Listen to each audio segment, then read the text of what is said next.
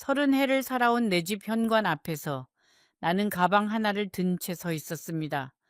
문은 안에서 잠겨 있었고 그 문을 잠근 사람은 다름 아닌 내가 배 아파 낳은 큰아들이었습니다. 72, 김말순.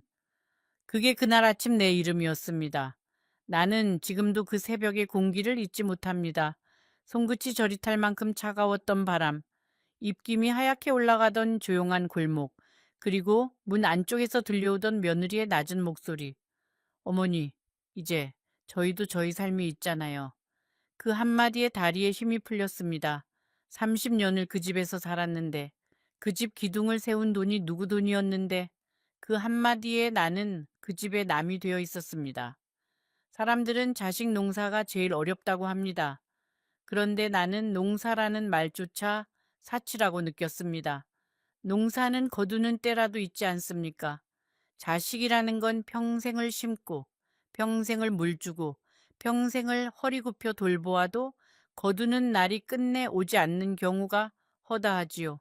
23세 시집을 와서 새 아이를 품에 안았을 때 나는 세상을 다 가진 줄로만 알았습니다. 새벽 4시면 일어나 시장 한 구석에서 나무를 팔았습니다. 한여름엔 땀이 눈을 찔렀고 한겨울엔 손가락이 갈라져 피가 났습니다. 그래도 집에 돌아와 아이들 얼굴을 보면 그 모든 고단함이 녹아 없어지는 것 같았습니다. 유난히 장사가 안 되던 겨울날 빙판 위에서 미끄러져 무릎이 찢어졌을 때도 나는 울 시간조차 없었습니다.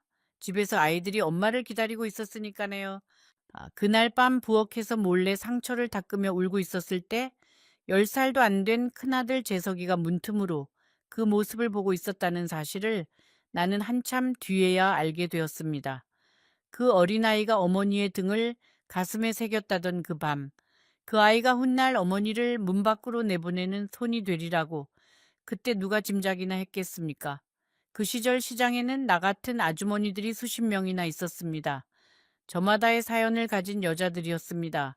어떤 이는 남편을 일찍 여의었고 어떤 이는 남편이 병들어 누워 있었습니다. 우리는 서로의 사연을 캐묻지 않았습니다. 그저 아침에 만나면 오늘은 얼마 벌었어? 하고 저녁이면 내일은 좀 낫겠지 하며 등을 토닥였습니다. 그 한마디가 얼마나 큰 힘이었는지는 그 시절을 지나본 사람만이 압니다. 나보다 더 힘든 사람이 옆에서 웃고 있다는 것, 그 한 가지 사실이 나를 버티게 했습니다. 한 번은 시장에서 팥죽 한 그릇으로 끼니를 때우다가 그만 숟가락을 놓고 울어버린 날이 있었습니다. 그날은 남편이 떠난 지 꼭 100일이 되던 날이었습니다. 아이들 앞에서는 이를 악물고 참았지만 시장 골목 한 구석에서는 참을 수가 없었습니다. 옆에서 나무를 다듬던 이웃 아주머니가 말없이 다가와 내 등을 쓸어 주었습니다. 그녀는 아무것도 묻지 않았습니다. 그저 내 등이 진정될 때까지 묵묵히 손을 올려놓고 있었을 뿐입니다. 나는 그날 말을 걸지 않는 위로가 얼마나 큰 위로인지를 처음 알았습니다. 세상에는 말로 꺼내는 순간 오히려 더 아파지는 감정이 있으니까요. 예, 지금부터 여러분께 들려드릴 이야기는 단순히 슬픈 이야기가 아닙니다. 한 어머니가 어떻게 자기의 모든 것을 내어주고도 길 위에 서게 되었는지, 왜 가장 사랑했던 사람이 가장 낯선 사람이 되었는지, 그 모든 이야기가 이제 곧 펼쳐집니다. 혹시 여러분 곁에도 이런 어머니가 계신가요? 아니면은 여러분 자신이 지금 말순의 길을 걷고 계신가요? 댓글로 꼭 들려주세요. 오늘 이 이야기가 여러분의 마음을 스친다면 구독을 눌러 순자 할머니 곁에 오래 머물러 주세요. 이제 진짜 이야기는 여기서부터 시작됩니다. 남편은 내가 55이 되던 해에 병으로 떠났습니다. 아이들은 그때 아직 자리를 잡지 못한 나이였습니다. 장례를 치르고 돌아온 밤 나는 방문을 닫고 오래도록 울었습니다. 울면서도 머릿속엔 오직 한 생각뿐이었습니다. 이 아이들 내 손으로 기어이 다 키워야 한다. 그 다짐 하나로 나는 다음 날 아침에도 눈이 퉁퉁 부은 채 나물 바구니를 머리에 이었습니다. 시장 일이 끝나면 남의 집 빨래를 맡았고 밤에는 바느질감을 받아왔습니다. 손가락이 퉁퉁 붓도록 바늘을 쥐고 있다가 새벽에 그만 깜빡 잠이 들어 손가락을 찔린 적도 한두 번이 아니었습니다. 그런 밤이면 나는 피가 맺힌 손가락을 입에 물고 자고 있는 아이들의 얼굴을 오래도록 바라보았습니다. 조금만 더 버티자. 이 아이들이 자리 잡을 때까지만. 그 한마디를 마음속에서 수천 번 되뇌었습니다. 큰아들 재석이는 공부를 잘했습니다. 합격 통지서를 받아왔을 때 나는 그 종이 한 장을 붙잡고 웃다가 울었습니다. 둘째 미영이는 고등학교만 마치고 일을 하겠다고 했지만 나는 한사코 말렸습니다. 여자도 배워야 한다. 엄마처럼 살면 안 된다. 그 말 하나로 미영이도 전문대를 마쳤습니다. 막내 재현이는 유난히 몸이 약했습니다. 초등학교 3학년 때 심한 폐렴으로 한 달 넘게 병원 신세를 졌습니다. 낮엔 시장, 밤엔 병원. 나는 그 한 달 동안 거의 잠을 자지 못했습니다. 그 시기에 혼자 집에 남아있던 어린 미영이가 한 번은 이렇게 말했습니다. 엄마는 재현이만 좋아해. 나는 그 말을 흘려들었습니다. 그때는 아픈 아이가 우선이었으니까요. 그런데 그 말 한마디가 딸의 마음 깊은 곳에 어떤 그림자로 자리 잡았는지 나는 수십 년이 지난 뒤에야 깨닫게 됩니다. 부모가 자식을 똑같이 사랑한다고 말은 쉽게 해도 아주 작은 차이가 자식들 마음 안에서는 거대한 틈으로 자라는 법입니다. 그 틈은 세월이 지날수록 좁아지는 것이 아니라 오히려 더 벌어집니다. 이웃에 살던 나이 많은 할머니가 한 번은 이렇게 말했습니다. 자네, 그렇게 살면 나중에 후회할 날이 올지도 몰라. 자식도 결국 자기 살 길 찾아가는 거야. 나는 그 말에 웃기만 했습니다. 어머니, 저는 제 몸이 망가져도 괜찮아요. 우리 애들만 잘 크면요. 그 할머니는 긴 한숨을 내쉬며 고개를 저었습니다. 그때는 그 한숨의 의미를 알지 못했습니다. 그러나 세월이 한참 지난 어느 새벽, 그 할머니의 한숨이 내 귓가에 다시 들려올 날이 오리라는 것을 나는 짐작도 하지 못했습니다. 세월은 흘렀습니다. 내가 예순을 넘길 무렵 세 아이는 모두 결혼을 했습니다. 결혼식 날 나는 세 번 다 펑펑 울었습니다. 기뻐서도 울고 서운해서도 울고 이제야 한숨 돌릴 수 있다는 안도감에 또 울었습니다. 문제는 바로 그 한숨 돌린다는 말이었습니다. 나는 이제야 비로소 내 인생을 조금 살 수 있을 거라 믿었습니다. 작은 방 한 칸에 앉아 따뜻한 차 한 잔 마시며 창밖을 내다보는 그런 평범한 노후를 꿈꿨습니다. 그런데 어느 날 큰아들이 찾아와 말했습니다. 어머니, 저희가 집을 사려고 하는데 어머니 명의로 된 집을 제 이름으로 돌려주시면 안 될까요? 대출이 더 잘 나와서요. 어머니는 저희랑 같이 살면 되잖아요. 며느리도 옆에서 고개를 끄덕였습니다. 어머님, 저희가 잘 모실게요. 걱정 마세요. 그 잘 모시겠다는 말이 지금도 내 귓가에 가끔 맴돕니다. 사람의 약속 중에서 가장 쉽게 나오고 가장 쉽게 잊혀지는 말. 나는 그때 그 말의 가벼움을 알지 못했습니다. 은행 직원이 서류를 건네며 한 번 더 확인했습니다. 어머님, 정말 이대로 진행하시겠어요? 한 번 넘어간 명의는 되돌리기 쉽지 않아요. 낯선 사람이 오히려 나를 더 걱정해주는 그 순간이 이상하게 서글펐습니다. 그런데 옆에 앉아있던 아들이 나를 재촉했습니다. 어머니, 빨리 끝냅시다. 도장이 종이 위에 눌리는 쿵 소리가 내 가슴 속에서는 천둥 소리처럼 울렸습니다. 집으로 돌아오는 길에 아들은 웃고 있었습니다. 어머니, 이 은혜는 평생 잊지 않을게요. 그 평생이라는 단어가 얼마나 가벼운 말이었는지 나는 그날은 알지 못했습니다. 그날 밤 나는 방에 들어가 통장을 꺼내 오래도록 바라보았습니다. 내 이름 석자가 적혀 있던 그 통장이 이제는 아무 의미가 없는 종이가 되어 있었습니다. 평생을 모은 돈이 다른 이름으로 넘어가는 순간 나는 비로소 내가 얼마나 많은 것을 이 한 장의 종이에 의지하고 살았는지 깨달았습니다. 사람들은 돈이 전부가 아니라고 말하지요. 맞는 말입니다. 돈이 전부는 아닙니다. 그러나 돈이 없는 어머니는 집 안에서도 발언권을 잃습니다. 돈이 없는 어머니는 식탁 위에서도 목소리가 작아집니다. 돈이 없는 어머니는 결국 구석방 손님이 되는 것입니다. 나는 그날 밤 오래된 일기장을 꺼내 한 문장을 적어 두었습니다. 오늘 나는 내 이름을 잃었다. 그리고 그 아래에 작은 글씨로 덧붙였습니다. 그러나 아들은 웃었다. 그래서 나도 웃었다. 그 문장을 쓰고 나서 한참을 바라보다가 결국 그 페이지를 찢어버렸습니다. 너무 서러운 문장이어서 내가 스스로에게 그 문장을 보여주고 싶지 않았기 때문입니다. 어머니라는 존재는 이상합니다. 자기가 아프면서도 그 아픔을 기록조차 허락하지 않으려 합니다. 기록이 남으면 그 아픔이 진짜가 되어 버릴 것 같아서 아픔이 진짜가 되는 순간 자식이 잘못한 사람이 되어 버리니까요. 어머니는 마지막까지 자식을 잘못한 사람으로 만들고 싶지 않은 것입니다. 여러분, 잠깐만요. 이 이야기를 들으시면서 혹시 한숨이 나오셨나요? 아니면 어머니, 그러시면 안 돼요 하는 말이 저절로 나오셨나요? 괜찮습니다. 그게 바로 사람의 마음이고, 그게 바로 우리가 이 이야기를 끝까지 들어야 하는 이유입니다. 조금만 더 기다려 주세요. 곧 말순이의 인생에서 가장 잔인한 겨울이 찾아올 테니까요. 처음 몇 달은 그런 대로 괜찮았습니다.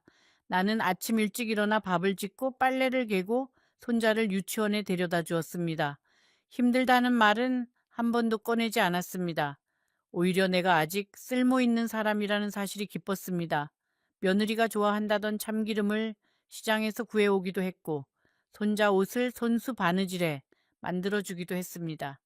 며느리는 그럴 때마다 어머님 이런 거 안 하셔도 되는데 하고 말했습니다. 나는 그 말 속에 고마움이 담겨 있다고 믿었습니다. 그러나 그것은 내가 믿고 싶었던 감정이었을 뿐 진짜 그녀의 마음은 아니었다는 것을 나는 나중에야 알았습니다. 어느 날부터 며느리의 태도가 달라지기 시작했습니다. 내가 정성껏 끓인 국을 한 숟가락만 떠먹고 내려놓는 일이 잦아졌습니다. 내가 개어놓은 빨래를 다시 펼쳐 자기 방식대로 개는 일도 생겼습니다. 처음엔 사소한 일이라 여겼습니다. 나이 든 사람과 젊은 사람의 방식이 다른 거라고. 그러나 사소한 일들이 하나둘 쌓일 때마다 나는 자꾸만 투명해지는 것 같은 기분을 느꼈습니다. 집 안에 있어도 없는 사람처럼, 숨을 쉬고 있는데도 아무도 내 숨소리를 듣지 못하는 사람처럼. 한 번은 며느리의 친구들이 집에 놀러 온 적이 있었습니다. 나는 과일을 예쁘게 깎아 접시에 담아 들고 거실로 나갔습니다. 며느리가 친구들에게 나를 소개할 차례였는데 며느리는 그저 우리 어머님이세요 한마디로 끝내고는 나를 다시 방 안으로 돌려보내는 눈빛을 보냈습니다. 나는 과일 접시만 내려놓고 조용히 내 방으로 돌아왔습니다. 방문을 닫고 침대 위에 앉아 거실에서 들려오는 젊은 여자들의 웃음소리를 오래도록 들었습니다. 그 웃음소리가 벽을 타고 넘어올 때마다 내 가슴 한 구석이 조금씩 깎여나가는 기분이었습니다. 집안에서 웃는 소리가 들리는데도 내가 함께 웃을 수 없다는 것. 그것만큼 서러운 일이 또 있을까요? 그날부터 나는 내 방에서 거실로 나가는 시간을 스스로 줄였습니다. 혹시나 며느리에게 부담이 될까봐, 혹시나 손님이 왔는데 내가 어색하게 할까봐, 내 집이었던 곳에서 나는 내 발소리마저 낮추며 걷기 시작했습니다. 슬리퍼 소리가 나지 않도록 양말을 두툼하게 신었고, 문을 여닫는 소리가 나지 않도록 천천히 손잡이를 돌렸습니다. 누구도 나에게 그렇게 하라고 말하지 않았는데 나 스스로 나를 지워가고 있었습니다. 어머니라는 이름은 때로 그런 것입니다. 아무도 강요하지 않아도 스스로 먼저 자기 자신을 구석으로 미는 이름. 가장 아팠던 일은 손자가 나를 피하기 시작한 것이었습니다. 어느 날 부엌 모퉁이에 서 있다가 며느리가 손자에게 하는 말을 들었습니다. 할머니 방에 자꾸 가지 마. 할머니가 감기 옮기면 어떡하니? 감기라니. 나는 감기에 걸린 적도 없는데 순간 나는 깨달았습니다. 이건 감기의 문제가 아니라 벽의 문제였습니다. 며느리는 손자와 할머니 사이에 보이지 않는 벽을 조금씩 쌓고 있었던 것입니다. 그날 밤 나는 이불을 머리끝까지 덮고 오래도록 울었습니다. 소리가 새어나갈까봐 베개에 얼굴을 파묻은 채로 며느리가 미웠다기보다 내가 초라해서 울었습니다. 일생을 아이들을 위해 살아왔다고 자부했던 내가 정작 손자에게는 감기를 옮기는 존재로 여겨지고 있다는 사실이 믿기지 않았습니다. 나는 밤새 스스로에게 물었습니다. 내가 무엇을 잘못했는가? 내가 무슨 죄를 지었는가? 그러나 아무리 되짚어봐도 내가 잘못한 일은 떠오르지 않았습니다. 어쩌면 그것이 가장 큰 슬픔이었을지도 모릅니다. 잘못한 것도 없이 미움을 받는 것만큼 억울한 일은 없으니까요. 그 뒤로 나는 스스로 손자와 거리를 두었습니다. 아이가 놀고 있으면 내 방으로 조용히 들어갔습니다. 손자의 재롱이 보고 싶어도 며느리 눈치가 보여 먼저 다가가지 못했습니다. 집안에서 가장 작은 방, 가장 어두운 구석이 내 자리가 되어 갔습니다. 어느 밤 라디오를 듣다가 문득 이런 생각이 들었습니다. 내가 이 집의 손님이었구나. 내 집이라고 생각했던 이곳에서 나는 그저 손님이었구나. 눈물이 흘렀지만 곧바로 닦았습니다. 울어도 달라지는 것은 없었으니까요. 그러던 어느 날 부엌에서 며느리가 친구와 통화하는 소리를 우연히 듣게 되었습니다. 시어머니랑 같이 사는 게 이렇게 불편할 줄 몰랐어. 내 집인데 내 집 같지가 않아. 내 집. 그 두 글자가 내 가슴에 박혔습니다. 30년을 살아온 이 집이 어느새 며느리의 집이 되어 있었습니다. 나는 그날 밤 한숨도 자지 못했습니다. 그런데 그보다 더 가슴 아픈 일이 바로 그 다음 주에 일어났습니다. 둘째 미영이가 오랜만에 전화를 걸어왔습니다. 목소리가 평소와 달랐습니다. 엄마, 나 좀 어려워. 저 남편 사업이 잘 안 돼서? 나는 조심스럽게 물었습니다. 얘 얼마나 필요하니? 딸이 말한 액수는 내가 평생 모아온 예금의 거의 전부였습니다. 나는 통장을 만지작거리며 하룻밤을 고민했고 결국 다음 날 은행에 갔습니다. 딸이니까. 내 딸이 힘들다는데 어미가 어찌 외면하겠습니까? 돈을 건넨 그날 미영이는 내 손을 잡고 울며 말했습니다. 엄마, 꼭 갚을게. 나는 다시 한번 믿었습니다. 자식은 결국 자식이라고. 처음 몇 달 동안 나는 딸에게 매주 전화를 걸었습니다. 미영아, 잘 지내니? 아이는 잘 크고 있어? 그런 소소한 안부 전화였습니다. 돈 이야기는 한 번도 꺼내지 않았습니다. 딸이 먼저 말을 꺼내주기를 기다렸을 뿐입니다. 하지만 딸은 그 이야기를 결코 먼저 꺼내지 않았습니다. 오히려 전화가 올수록 딸의 목소리는 짜증스러워졌습니다. 엄마, 나 바쁘다니까. 나중에 다시 할게. 그 나중이라는 말이 얼마나 서글픈 말인지 어머니를 밀어내는 가장 정중한 말이 나중이라는 두 글자임을 나는 그때 배웠습니다. 자식들이 쓰는 나중은 결국 영원히와 같은 말입니다. 그 나중을 기다리다가 많은 어머니들이 세월을 다 써버립니다. 하지만 그 돈은 돌아오지 않았습니다. 미영이는 그 뒤로 전화도 뜸해졌고 명절에도 오지 않았습니다. 내가 전화를 걸면 며칠씩 답이 없었습니다. 처음엔 바쁜가 보다 했습니다. 두 번째엔 아이가 아픈가 보다 했습니다. 세 번째엔 사위와 사이가 좋지 않은가 보다 했습니다. 그렇게 나는 딸의 침묵에 매번 새로운 핑계를 만들어 주었습니다. 어머니는 자식의 침묵조차 사랑으로 덮어주려는 사람이니까요. 그 핑계가 하나씩 바닥나고 나서야 비로소 진실과 마주하게 됩니다. 어느 날 용기를 내어 물었습니다. 미영아, 네 엄마가 뭘 잘못했니? 왜 그렇게 차갑니? 딸은 한참 말이 없다가 낮은 목소리로 대답했습니다. 엄마, 나는 엄마 목소리만 들어도 빛이 떠올라. 그래서 피하는 거야. 나는 그 말에 할 말을 잃었습니다. 사랑이었어야 할 어머니의 목소리가 딸에게는 갚지 못한 짐의 무게로 들린다니. 그 깨달음은 차라리 돈을 잃은 것보다 더 아팠습니다.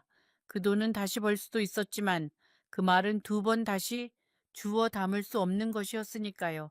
그날 이후로 나는 딸에게 먼저 전화를 걸지 않았습니다. 걸고 싶은 마음이 왜 없었겠습니까?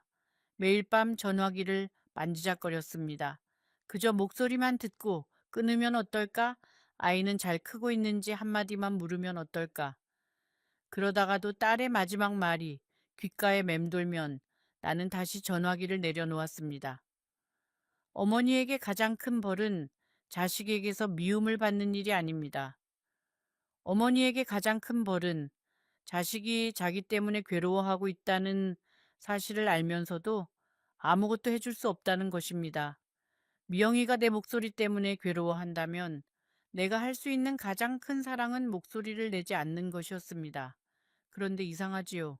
딸에게서 멀어지면 멀어질수록 오히려 그 아이의 어린 시절이 더 또렷하게 떠올랐습니다. 유치원 가방을 메고 배시시 웃던 6살의 미영이, 초등학교 첫날 울면서 내 손을 놓지 않던 8살의 미영이, 그리고 13살쯤이었던가 생리통으로 울던 밤에 내 무릎에 얼굴을 파묻고 엄마는 세상에서 제일 따뜻해 하던 그 아이.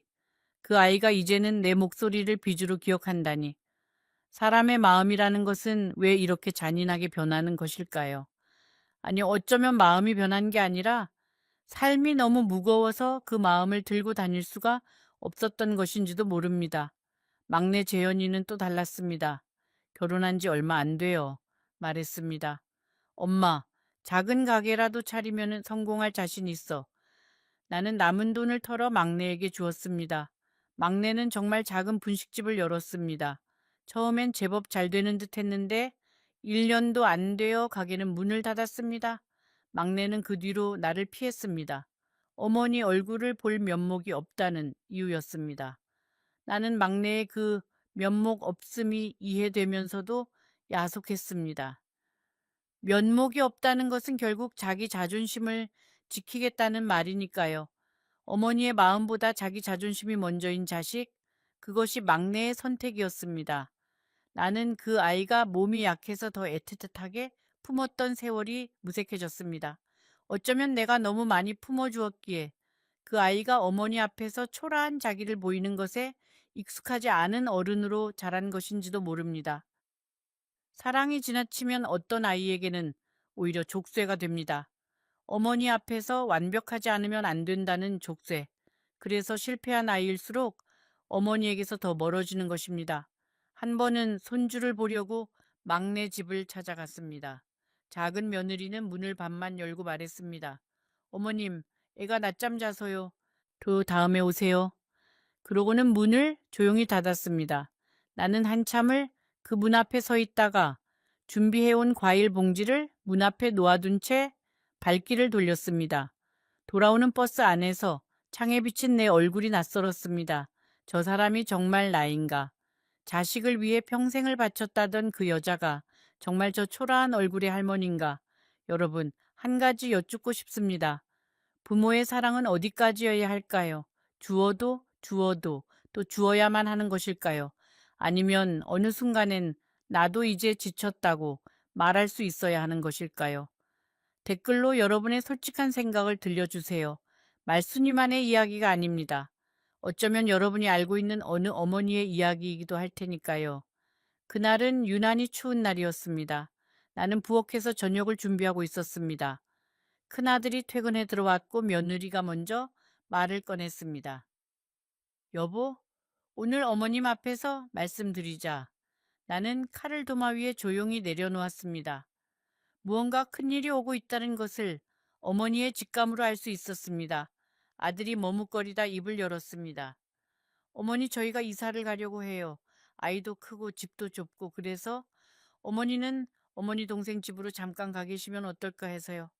나는 그 어머니는이라는 세 글자를 귓가에서 몇 번이고 다시 들었습니다.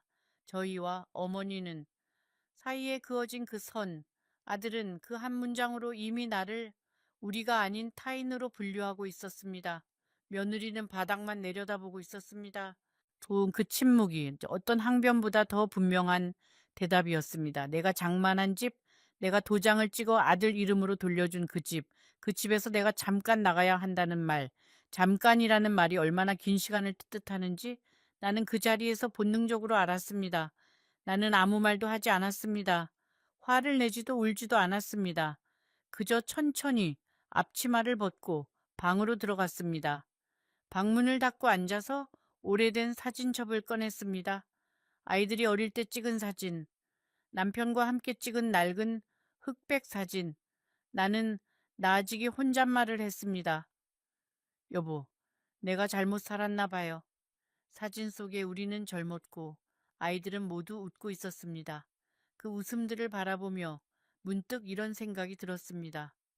이 아이들이 이렇게 잘할 줄 알았더라면 나는 사진 속 그 순간을 조금 더 오래 붙잡고 있었을 텐데. 이불 위에 누워 천장을 올려다보며 나는 내 인생을 처음부터 끝까지 되감아 보았습니다. 23세 시집 온 날부터 오늘 이 순간까지 수많은 장면들이 필름처럼 스쳐 지나갔습니다. 그 장면들 속에 언제나 누군가를 위해 움직이는 내가 있었습니다. 남편을 위해, 아이들을 위해, 손자를 위해. 그런데 그 어떤 장면에도 자기 자신을 위해 사는 말수는 단 한 번도 없었습니다. 나는 나 자신을 위해 무엇을 했던가? 그 질문 앞에서 나는 할 말이 없었습니다. 그리고 바로 그것이 내 인생에서 가장 아픈 깨달음이었습니다. 그날 밤 나는 결심했습니다. 동생 집으로 가지 않겠다고. 동생에게도 동생의 삶이 있고 자신이 다시 누군가의 짐이 될 수는 없다고. 나는 짐을 정리했습니다. 큰 짐은 두고 꼭 필요한 것만 작은 가방에 담았습니다. 옷 몇 벌, 사진첩, 그리고 남편이 남긴 낡은 손목시계, 그게 전부였습니다. 아직 아무도 깨지 않은 새벽, 나는 조용히 현관문을 열고 밖으로 나왔습니다. 그리고 등 뒤에서 문이 철컥하고 잠기는 소리를 들었습니다. 그 소리가 어찌나 크게 들리던지 온 골목이 다 울리는 것 같았습니다. 나는 한참을 그 문 앞에 서 있었습니다. 혹시 아들이 나와서 내 팔을 붙잡아 주지 않을까? 며느리가 어머님 왜 그러세요 하며 뛰어나와 주지 않을까? 그러나 집 안에서는 아무 기척도 없었습니다. 어머니라는 존재가 한 집에서 사라지는 데 걸린 시간은 겨우 몇 초였습니다. 갈 곳이 없었습니다. 딸에게 가면 사위복이 민망했고 막내에게 가면 그 아이도 지금 힘든 처지였습니다. 나는 무작정 첫 차가 오는 정류장으로 걸어갔습니다. 정류장 벤치는 얼음장처럼 차가웠습니다. 가방을 무릎 위에 올려놓고 두 손을 가지런히 얹은 채 나는 마치 면접을 기다리는 사람처럼 앉아 있었습니다. 아니, 어쩌면 그날의 나는 면접보다 더 큰 시험을 앞둔 사람이었는지도 모릅니다. 남은 인생을 혼자 걸어갈 수 있는지 세상에 나를 증명해야 하는 시험. 그러나 이 세상에 나를 기다리는 사람은 단 한 명도 없었습니다. 이른이 넘은 나이에 나를 기다리는 사람이 아무도 없는 새벽거리에 혼자 서 있다는 것. 그 막막함을 그 순간 처음으로 제대로 느꼈습니다. 버스가 왔습니다. 나는 목적지도 없이 버스에 올랐습니다. 이 창밖으로 아직 어두운 거리가 스쳐 지나갔습니다. 가로등이 하나둘 꺼져가고 있었습니다. 버스 기사가 백미러로 나를 힐끗 보았지만 아무 말도 묻지 않았습니다. 아마 그 기사도 새벽 첫째 혼자 타는 할머니의 사연을 한두 번 본 게 아니었겠지요. 묻지 않는 것이 때로는 가장 큰 친절이라는 것을 나는 그날 처음 알았습니다. 종점에 내려서 근처에 문을 연 작은 식당으로 들어갔습니다. 가장 싼 된장찌개 백반을 시켰습니다. 그런데 밥을 절반도 못 먹었을 때 참고 있던 눈물이 결국 터지고 말았습니다. 뜨거운 국물의 온기가 오히려 가슴속 얼어있던 것을 녹이는 것 같았습니다. 나는 두 손으로 얼굴을 가린 채 소리 없이 울었습니다. 주인 아주머니가 다가와 따뜻한 물 한 잔을 말없이 내려놓고는 천천히 드세요 한마디만 남기고 돌아섰습니다. 그 아주머니가 아무것도 묻지 않은 것이 그날 내가 받은 가장 큰 친절이었습니다. 식당에서 나와 한참을 걷다가 나는 작은 교회 앞에 섰습니다. 작은 안내판이 눈에 들어왔습니다. 어려우신 어르신들을 위한 무료 급식소 운영 중. 나는 그 앞에 한참을 서 있었습니다. 나도 이제 저기에 가야 할 신세가 된 것인가. 자존심이 한 발, 살아야 한다는 본능이 한 발, 두 발이 부딪히다가 결국 본능이 이겼습니다. 나는 그 교회의 문을 밀고 들어갔습니다. 그리고 그곳에서 앞으로 내가 머물 작은 쪽방에 대한 정보를 얻게 되었습니다. 쪽방은 몸 하나 누이면 가득 찰 정도로 작았습니다. 창 너머로는 다른 건물의 벽이 보였고 벽 사이 좁은 틈으로 하늘 한 조각이 간신히 보였습니다. 나는 그 하늘 한 조각이 얼마나 소중한지 그때 처음 알았습니다. 아들 집에 살 때는 창이 훨씬 컸는데도 그 풍경이 눈에 들어오지 않았습니다. 마음이 불편한 집에서는 창밖에 하늘도 보이지 않는 법이니까요. 이상하게도 이 좁은 방이 그 넓은 집보다 더 편했습니다.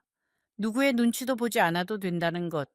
그것이 얼마나 귀한 자유인지 나는 이른이 넘어서야 알았습니다. 첫날 밤 나는 좁은 방의 낡은 벽지를 물끄러미 바라보았습니다. 벽지에는 오래된 얼룩과 찢어진 자국이 여기저기 있었습니다. 전에 이 방에 살던 이는 어떤 사람이었을까? 그 사람도 나처럼 자식에게 버림받은 어머니였을까?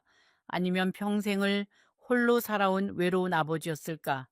나는 그 얼룩 하나하나에 이름 모를 누군가의 인생이 새겨져 있다는 생각이 들었습니다.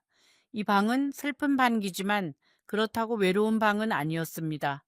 여기 들어와 본 사람들의 고단함이 벽지에 배어 있었고 그 고단함이 오히려 나를 감싸주는 것 같았습니다.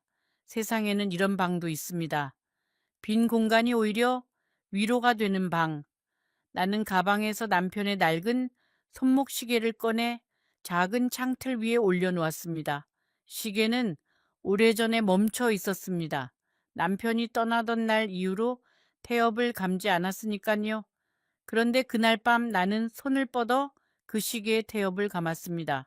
시계바늘이 다시 움직이기 시작했습니다. 똑딱똑딱 그 소리가 얼마나 크게 들리던지 마치 내 심장 소리처럼 느껴졌습니다. 나는 혼잣말을 했습니다. 여보, 야, 나도 다시 한번 살아볼게요.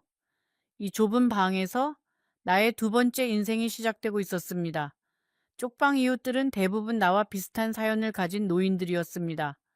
자식에게 모든 것을 내어주고 결국 혼자가 된 어머니들, 아버지들. 그들은 서로의 사연을 캐묻지 않았습니다.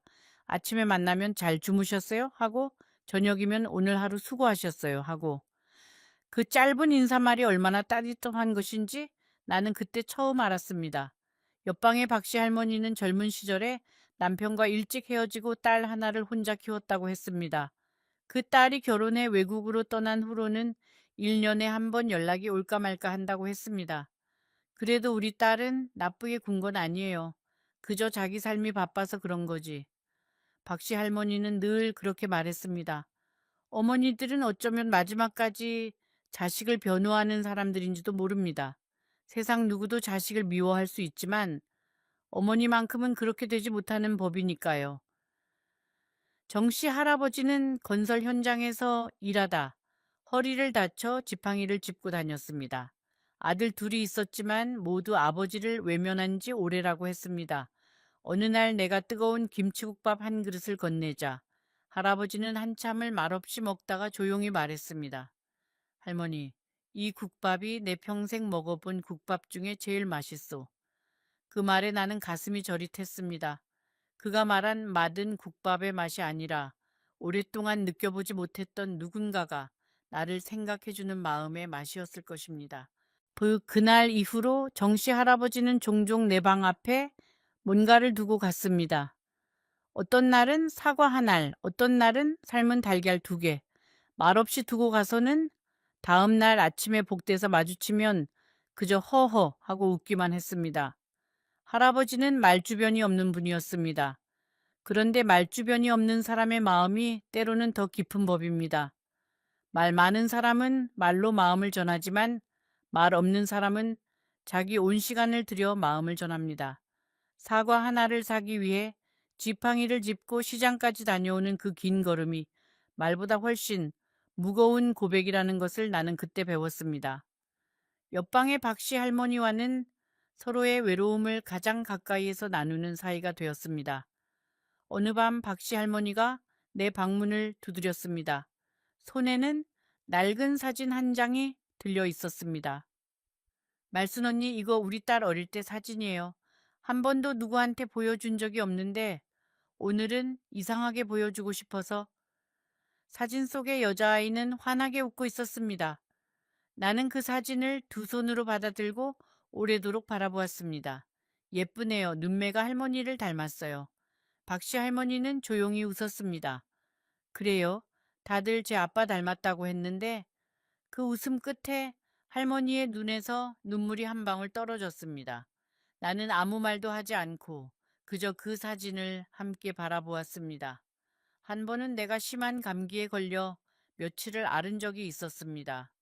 열이 펄펄 끓는데도 혼자 이불 속에서 버텼습니다. 아들에게 전화하고 싶은 마음이 굴뚝 같았지만 끝내 전화기를 들지 않았습니다. 자존심이 아니었습니다. 아들에게 부담을 주고 싶지 않다는 어머니의 마지막 배려였습니다. 그 대신 박씨 할머니가 죽을 끓여 와 내 입에 한 숟가락씩 떠먹여 주었습니다. 아이고, 이 할매 열이 이렇게 높은데 왜 병원도 안 가고 혼자 참고 있었대. 그 꾸지람 섞인 목소리가 나에게는 세상 그 어떤 노래보다 따뜻하게 들렸습니다. 피로 맺어진 관계보다 마음으로 맺어진 관계가 더 깊을 수 있다는 것을 그때 나는 배웠습니다. 그날 밤 열에 들떠 잠결에 나는 이런 생각을 했습니다. 우리가 낳은 자식이 우리를 돌보지 않을 때 낯선 이가 우리를 돌본다면 진짜 가족은 누구일까요? 피로 이어진 사람일까요? 아니면 마음으로 이어진 사람일까요? 나는 그 밤에 답을 얻었습니다. 가족이라는 단어의 진짜 뜻은 피가 아니라 지금 내 옆에 있어 주는 사람이라는 것을. 박씨 할머니의 손이 내 이마 위에 얹혀 있었습니다. 그 손의 온기가 그때까지 내가 가져본 어떤 자식의 손보다 따뜻했습니다. 나는 그 밤 조용히 눈물을 흘렸습니다. 슬픔의 눈물이 아니라 처음으로 제대로 된 돌봄을 받고 있다는 고마움의 눈물이었습니다. 봄이 오고 여름이 지나고 다시 가을이 왔습니다. 나는 그쪽 방에서 1년을 살았습니다. 그동안 큰아들에게서는 단 한 통의 전화도 오지 않았습니다. 딸에게서도 막내에게서도 마찬가지였습니다. 처음엔 전화기를 자주 확인했습니다. 혹시나 하는 마음으로. 그러다 어느 순간부터는 전화기를 쳐다보지 않게 되었습니다. 기다림이 가장 사람을 지치게 한다는 걸 나는 그때 배웠습니다. 기대를 내려놓는 일은 그 사랑을 내려놓는 일보다 더 어려운 일이었습니다. 어느 날 급식소에서 봉사하는 한 젊은 여성이 나에게 말을 걸었습니다. 이름은 지혜였습니다. 30대 중반의 사회복지사였고 주말이면 급식소에서 자원봉사를 한다고 했습니다. 한 번은 내가 물었습니다. 아가씨는 왜 이런 일을 해요? 지혜 씨는 잠시 망설이다가 이렇게 대답했습니다. 사실은요, 어머니. 저도 어릴 때 어머니를 여의었어요. 여기 오시는 어머니들을 보면 제 엄마 생각이 나요. 예, 엄마가 살아 계셨으면 지금쯤 저런 모습이셨을 텐데 하고요. 나는 그 말에 가슴이 먹먹해졌습니다. 세상에는 어머니가 있어도 외로운 사람이 있고 어머니가 없어서 외로운 사람이 있습니다. 그 두 가지 외로움이 서로 만나 따뜻함을 나눌 수 있다는 것. 그것이 바로 사람이 살아가는 방식이구나 하고 생각했습니다. 지혜 씨는 그 뒤로 자주 나를 찾아왔습니다. 주말마다 급식소에 들를 때면 내 쪽방에 들러 잠깐씩 앉았다 갔습니다. 어떤 날은 반찬 한 가지를 가지고 왔고 어떤 날은 그저 손만 잡고 앉아 있다 갔습니다. 지혜 씨가 있는 동안에는 이 좁은 방이 이상하게도 따뜻해졌습니다. 사람의 온기라는 것이 그런 것이었습니다. 말이 없어도 느껴지는 것. 한 번은 지혜 씨가 이런 말을 했습니다. 어머니, 저는 어머니한테 제 엄마를 보내고 있어요. 나는 그 말이 무슨 뜻인지 알지 못했습니다. 지혜 씨는 조용히 덧붙였습니다. 엄마가 살아 계셨다면 제가 드렸을 사랑을 어머니께 드리는 거예요.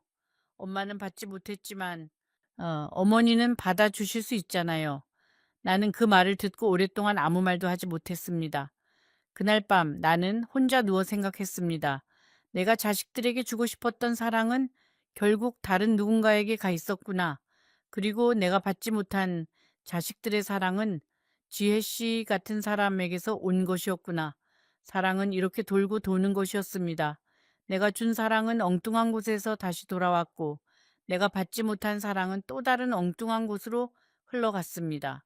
그러니 사랑이라는 것을 너무 한 곳에만 붙잡아 두지 말라고 누군가 그렇게 말해주는 것 같았습니다. 사랑은 물과 같아서 흐르도록 두어야 한다는 것을. 어느 날 지혜 씨는 나에게 작은 수첩 하나를 건넸습니다. 어머니, 말로 못하는 이야기를 종이 위에 쓰면 마음이 조금은 가벼워질 거예요.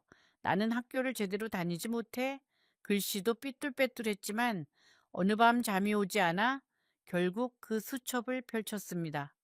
첫 페이지에 나는 이렇게 썼습니다. 나는 오늘도 살았다. 단지 그 한 문장이었습니다. 그 한 문장을 쓰고 나서 한참을 멍하니 수첩을 바라보았습니다. 그 6글자가 왜 그리 무겁게 느껴졌는지 모르겠습니다. 어쩌면 그 6글자는 내가 나에게 처음으로 건넨 격려의 말이었는지도 모릅니다. 평생 남편에게, 아이들에게, 손자에게 따뜻한 말을 건넸지만 정작 나 자신에게는 한마디도 건네지 못했던 나.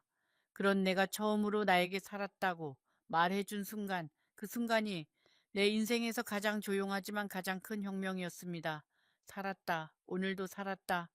그 말을 입 밖으로 소리내어 중얼거리자 마음속 어딘가에서 작은 불씨가 살아나는 것 같았습니다. 수십 년 동안 꺼져 있었던 불씨가. 다음 날엔 박씨 할매가 떡을 나눠주었다. 고마웠다라고 썼습니다. 그 다음 날엔 창밖에 비둘기가 앉아 있었다. 친구 같았다라고 썼습니다. 그리고 어느 밤엔 이렇게 적었습니다. 재석이가 보고 싶다. 그러나 나는 먼저 전화하지 않을 것이다. 미영이에게 주었던 그 돈이 나를 아프게 한다. 하지만 괜찮다.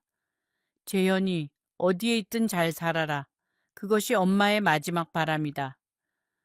그 짧은 문장들 안에 내가 평생 입 밖으로 꺼내지 못했던 말들이 스며들어 있었습니다. 나는 그 수첩을 매일 밤 펼쳤습니다. 때로는 단 한 줄만 쓰고 덮었고, 때로는 여러 페이지를 가득 채우기도 했습니다. 수첩은 내 유일한 청자였습니다. 아무것도 묻지 않고, 아무것도 판단하지 않고, 그저 내 말을 받아주는 하얀 종이, 그 종이의 말을 하면서 나는 천천히 나 자신과 화해하는 법을 배워갔습니다. 한 달쯤 지났을 때 나는 문득 깨달았습니다. 나는 지금까지 한 번도 나 자신과 이야기해 본 적이 없었구나. 나는 남편과 이야기하고 아이들과 이야기하고 이웃과 이야기했지만 나 자신에게는 단 한 번도 제대로 말을 걸어본 적이 없었구나. 그 사실이 문득 서글펐지만 동시에 위안이 되었습니다.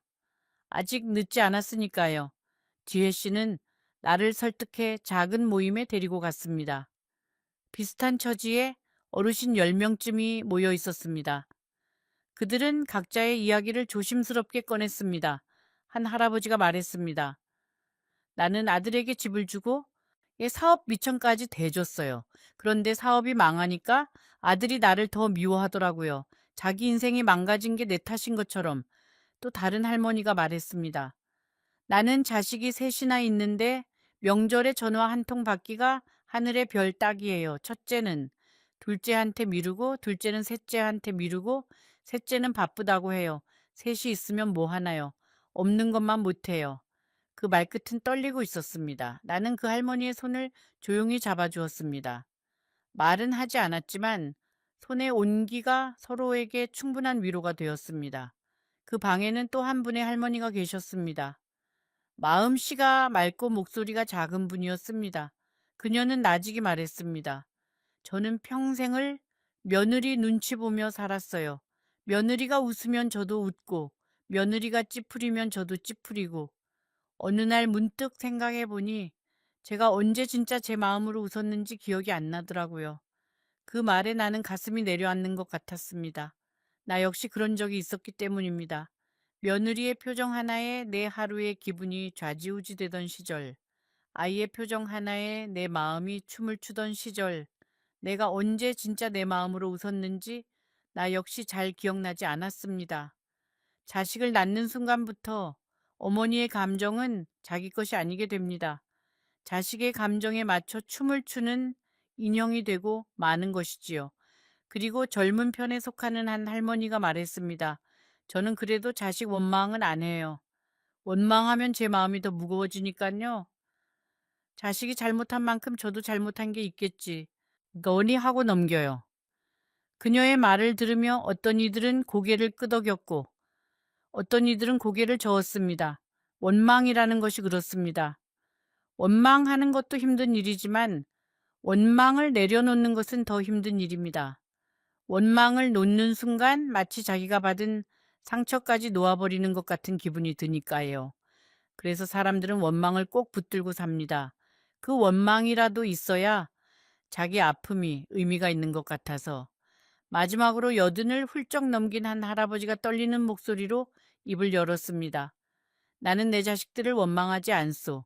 원망할 힘도 이제는 없으니까.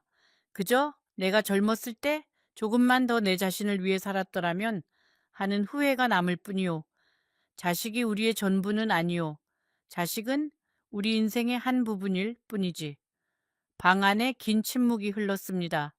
누군가는 고개를 숙였고 누군가는 조용히 눈물을 닦았습니다.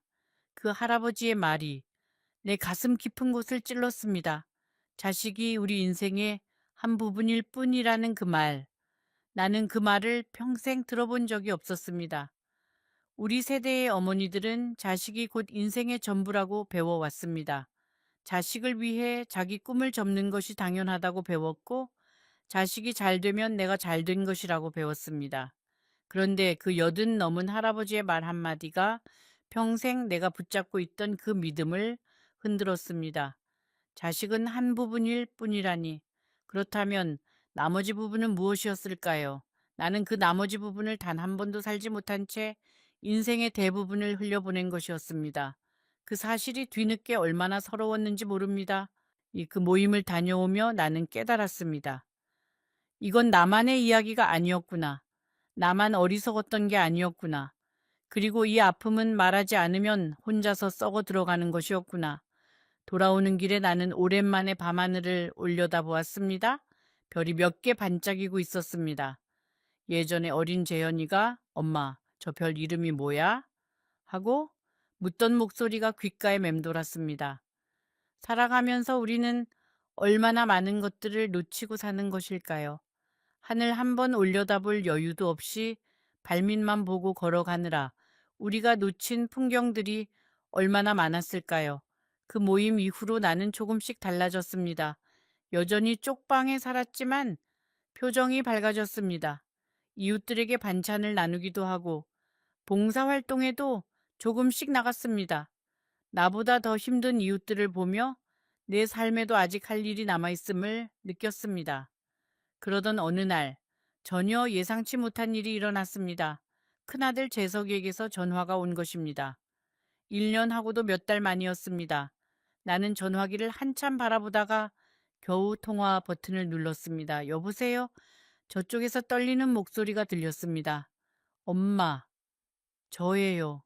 나는 아무 말도 하지 않았습니다. 그 침묵은 오래 이어졌습니다. 어떤 말부터 해야 할지, 어떤 감정부터 꺼내야 할지 나 자신도 알지 못했으니까요. 기쁨, 슬픔, 분노, 체념, 용서, 미움, 그리움, 그 모든 감정이 한꺼번에 밀려올 때 어머니는 결국 아무 말도 하지 못하게 됩니다. 그 모든 감정을 담을 수 있는 말은 이 세상에 존재하지 않기 때문입니다. 수화기를 귀에 댄 채로 나는 창밖의 작은 하늘 조각을 바라보았습니다. 그 하늘이 흐릿해 보였습니다. 어쩌면 내 눈이 흐릿해진 것일지도 모르겠습니다.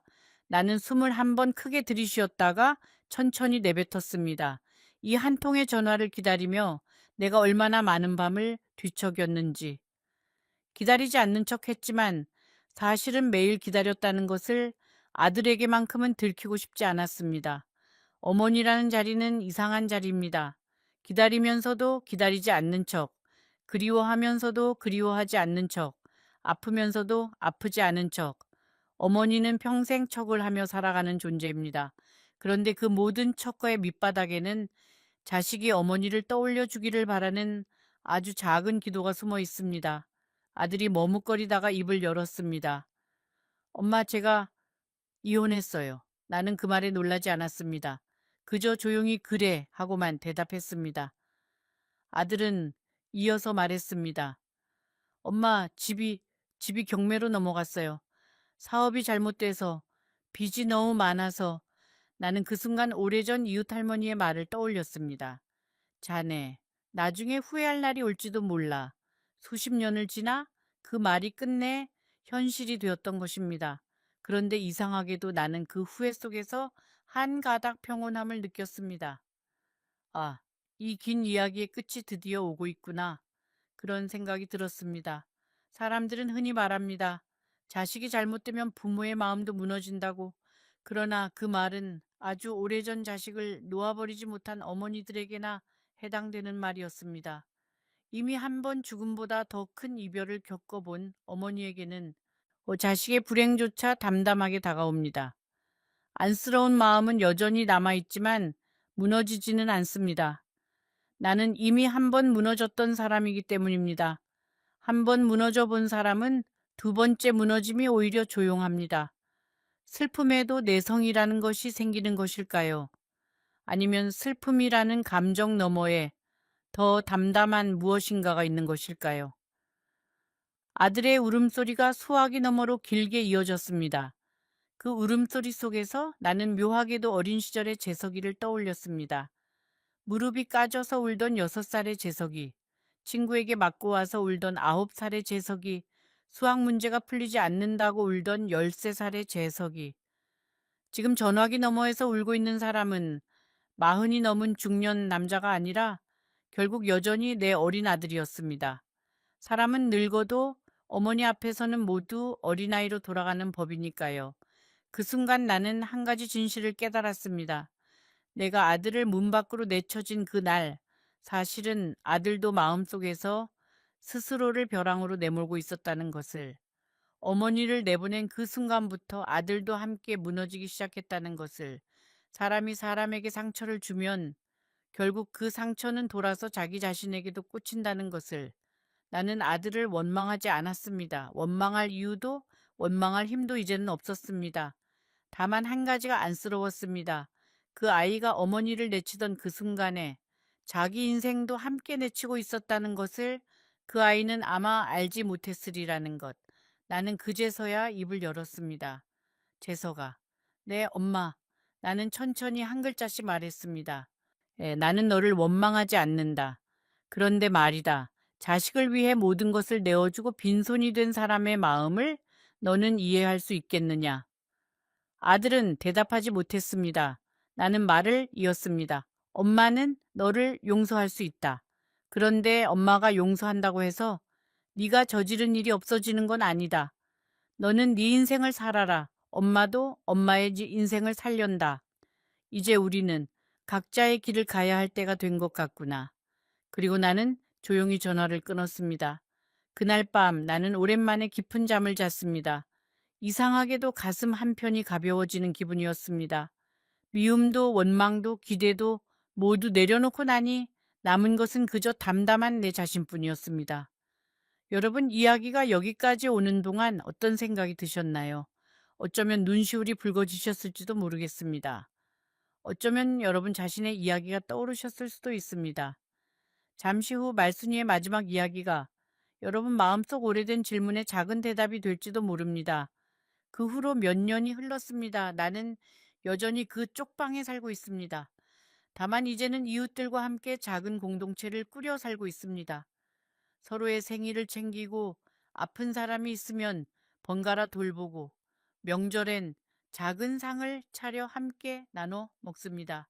이 사람들이 이제 내 진짜 가족입니다. 둘째 미영이에게서도 연락이 왔습니다. 딸은 전화로 한참 울기만 했습니다. 결국 이렇게 말했습니다. 엄마, 내가 정말 나쁜 딸이었어. 엄마가 준 돈 나는 갚을 생각조차 못했어. 내 인생이 힘드니까 엄마의 희생이 당연한 것처럼 여겼어.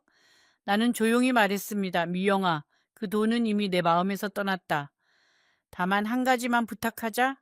네 아이에게는 네가 엄마에게 했던 것과 다른 엄마가 되어 주렴. 그거면 된다. 막내 재현이는 끝내 연락이 없었습니다. 나는 먼저 연락하지 않았습니다. 막내는 아직도 어머니 앞에 설 용기가 없는 것이리라. 나는 그렇게 생각했습니다. 어느 봄날 나는 혼자 동네 공원에 앉아 있었습니다. 벚꽃이 한창이었습니다. 바람이 불 때마다 꽃이 피 눈처럼 흩날렸습니다. 그때 한 아주머니가 어린 손녀의 손을 잡고 지나갔습니다. 손녀가 할머니를 올려다보며 할머니 이쁘다 하고 말했습니다. 할머니는 환하게 웃었습니다. 나는 그 모습을 보며 조용히 미소 지었습니다. 부러움도 없었고 슬픔도 없었습니다. 그저 저 사람은 지금 행복하구나 하는 담담한 마음뿐이었습니다. 나는 나 자신에게 이렇게 말했습니다. 나는 내 몫의 삶을 살았다. 주는 사랑도 해보았고 버림받는 아픔도 겪어보았다. 이제 남은 시간은 내가 나를 사랑하며 살아야겠다. 그날 저녁 쪽방으로 돌아와 편지 한 통을 썼습니다. 수신이는 없었습니다. 그저 내가 나에게 쓰는 편지였습니다. 말순아, 너는 잘 살았다.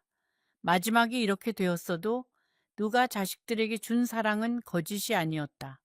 그 사랑이 돌아오지 않았다고 해서 네 사랑이 가짜였던 것은 아니다. 다만 기억해라. 사랑은 반드시 돌아오는 것이 아니며 희생은 반드시 보상받는 것이 아니다. 그럼에도 네가 사랑했다는 사실, 그것만으로 너는 충분하다. 이제는 너 자신도 한번 사랑해 보렴. 늦었다고 생각할 때가 사실은 가장 빠른 때란다. 여러분, 저는 이 이야기를 들려드리며 한 가지 질문을 남기고 싶습니다. 우리는 왜 자식에게 모든 것을 주고도 마지막에는 빈손이 되는 것을 두려워해야 할까요? 부모로서 어디까지가 사랑이고 어디부터가 집착이며 어디부터가 희생이 아닌 자기 파괴일까요? 저는 답을 알지 못합니다. 말순이도 끝내 답을 얻지 못했을 것입니다. 다만 한 가지 분명한 것은 우리는 사랑을 주는 만큼 우리 자신도 사랑할 줄 알아야 한다는 것입니다. 자식을 위해 나를 지우는 것이 사랑이 아니라 나를 지키면서 자식을 사랑하는 법을 어쩌면 우리는 조금 더 일찍 배웠어야 했는지도 모릅니다. 큰아들 재석이는 이제 가끔 전화를 걸어옵니다. 길게 이야기하진 않지만 엄마 잘 지내세요? 라는 짧은 안부라도 고맙게 여깁니다. 완전한 화해는 아닐지라도 사람과 사람 사이에는 그런 어중간한 거리에서 피어나는 관계도 있는 법이니까요. 그 어중간한 거리가 어쩌면 완전한 가까움보다 더 오래가는 관계일지도 모릅니다. 이 이야기를 들으시며 여러분은 무엇을 느끼셨습니까? 어쩌면 지금 오랫동안 연락하지 못했던 어머니의 얼굴이 떠오르셨을지도 모릅니다. 아니면 여러분 자신이 훗날 말순이처럼 되지 않을까 하는 두려움이 스쳤을지도 모릅니다. 그 어떤 감정이든 외면하지 마세요. 그 감정이야말로 우리가 아직 사랑할 수 있다는 증거이니까요. 이 이야기가 여러분의 마음에 작은 울림이 되었다면 순자 할머니의 다른 이야기에도 함께 해주세요. 구독을 눌러주시면 저는 또 다른 누군가의 숨겨진 인생 이야기를 가지고 여러분을 찾아오겠습니다. 그리고 이 이야기가 여러분의 가슴을 흔들었다면 지금 화면에 보이는 다음 영상을 꼭 봐주세요. 68살에 나는 다시 한 남자의 손을 잡았습니다. 사랑이 아니었어요. 외로움도 아니었습니다. 월세가 2달 밀렸고 약값이 무서웠고 통장의 숫자가 점점 작아지는 게 매일 밤 나를 잠들지 못하게 했기 때문이었어요. 부끄럽지만 사실입니다. 내 이름은 박순자예요. 그 재혼이 6개월 만에 내 손에 남긴 건 따뜻한 밥상도 곁에 앉아주는 사람도 아니었습니다. 내 이름 석자가 찍힌 낯선 숫자들, 그리고 한 번도 만져본 적 없는 돈의 빚이었어요. 은행 창구 앞에서 그 종이를 처음 받아든 날 나는 다리가 떨려서 한참을 서 있었습니다. 숨을 제대로 쉴 수가 없었거든요. 사람들이 물어요. 이 할머니 그 나이에 왜 재혼을 하셨어요? 나는 그 질문에 한참을 대답하지 못했습니다. 그 대답 안에는 내 자식들 이야기가 있고 내가 평생 지켜온 자존심이 있고 그리고 한 남자의 웃는 얼굴이 있었기 때문이에요.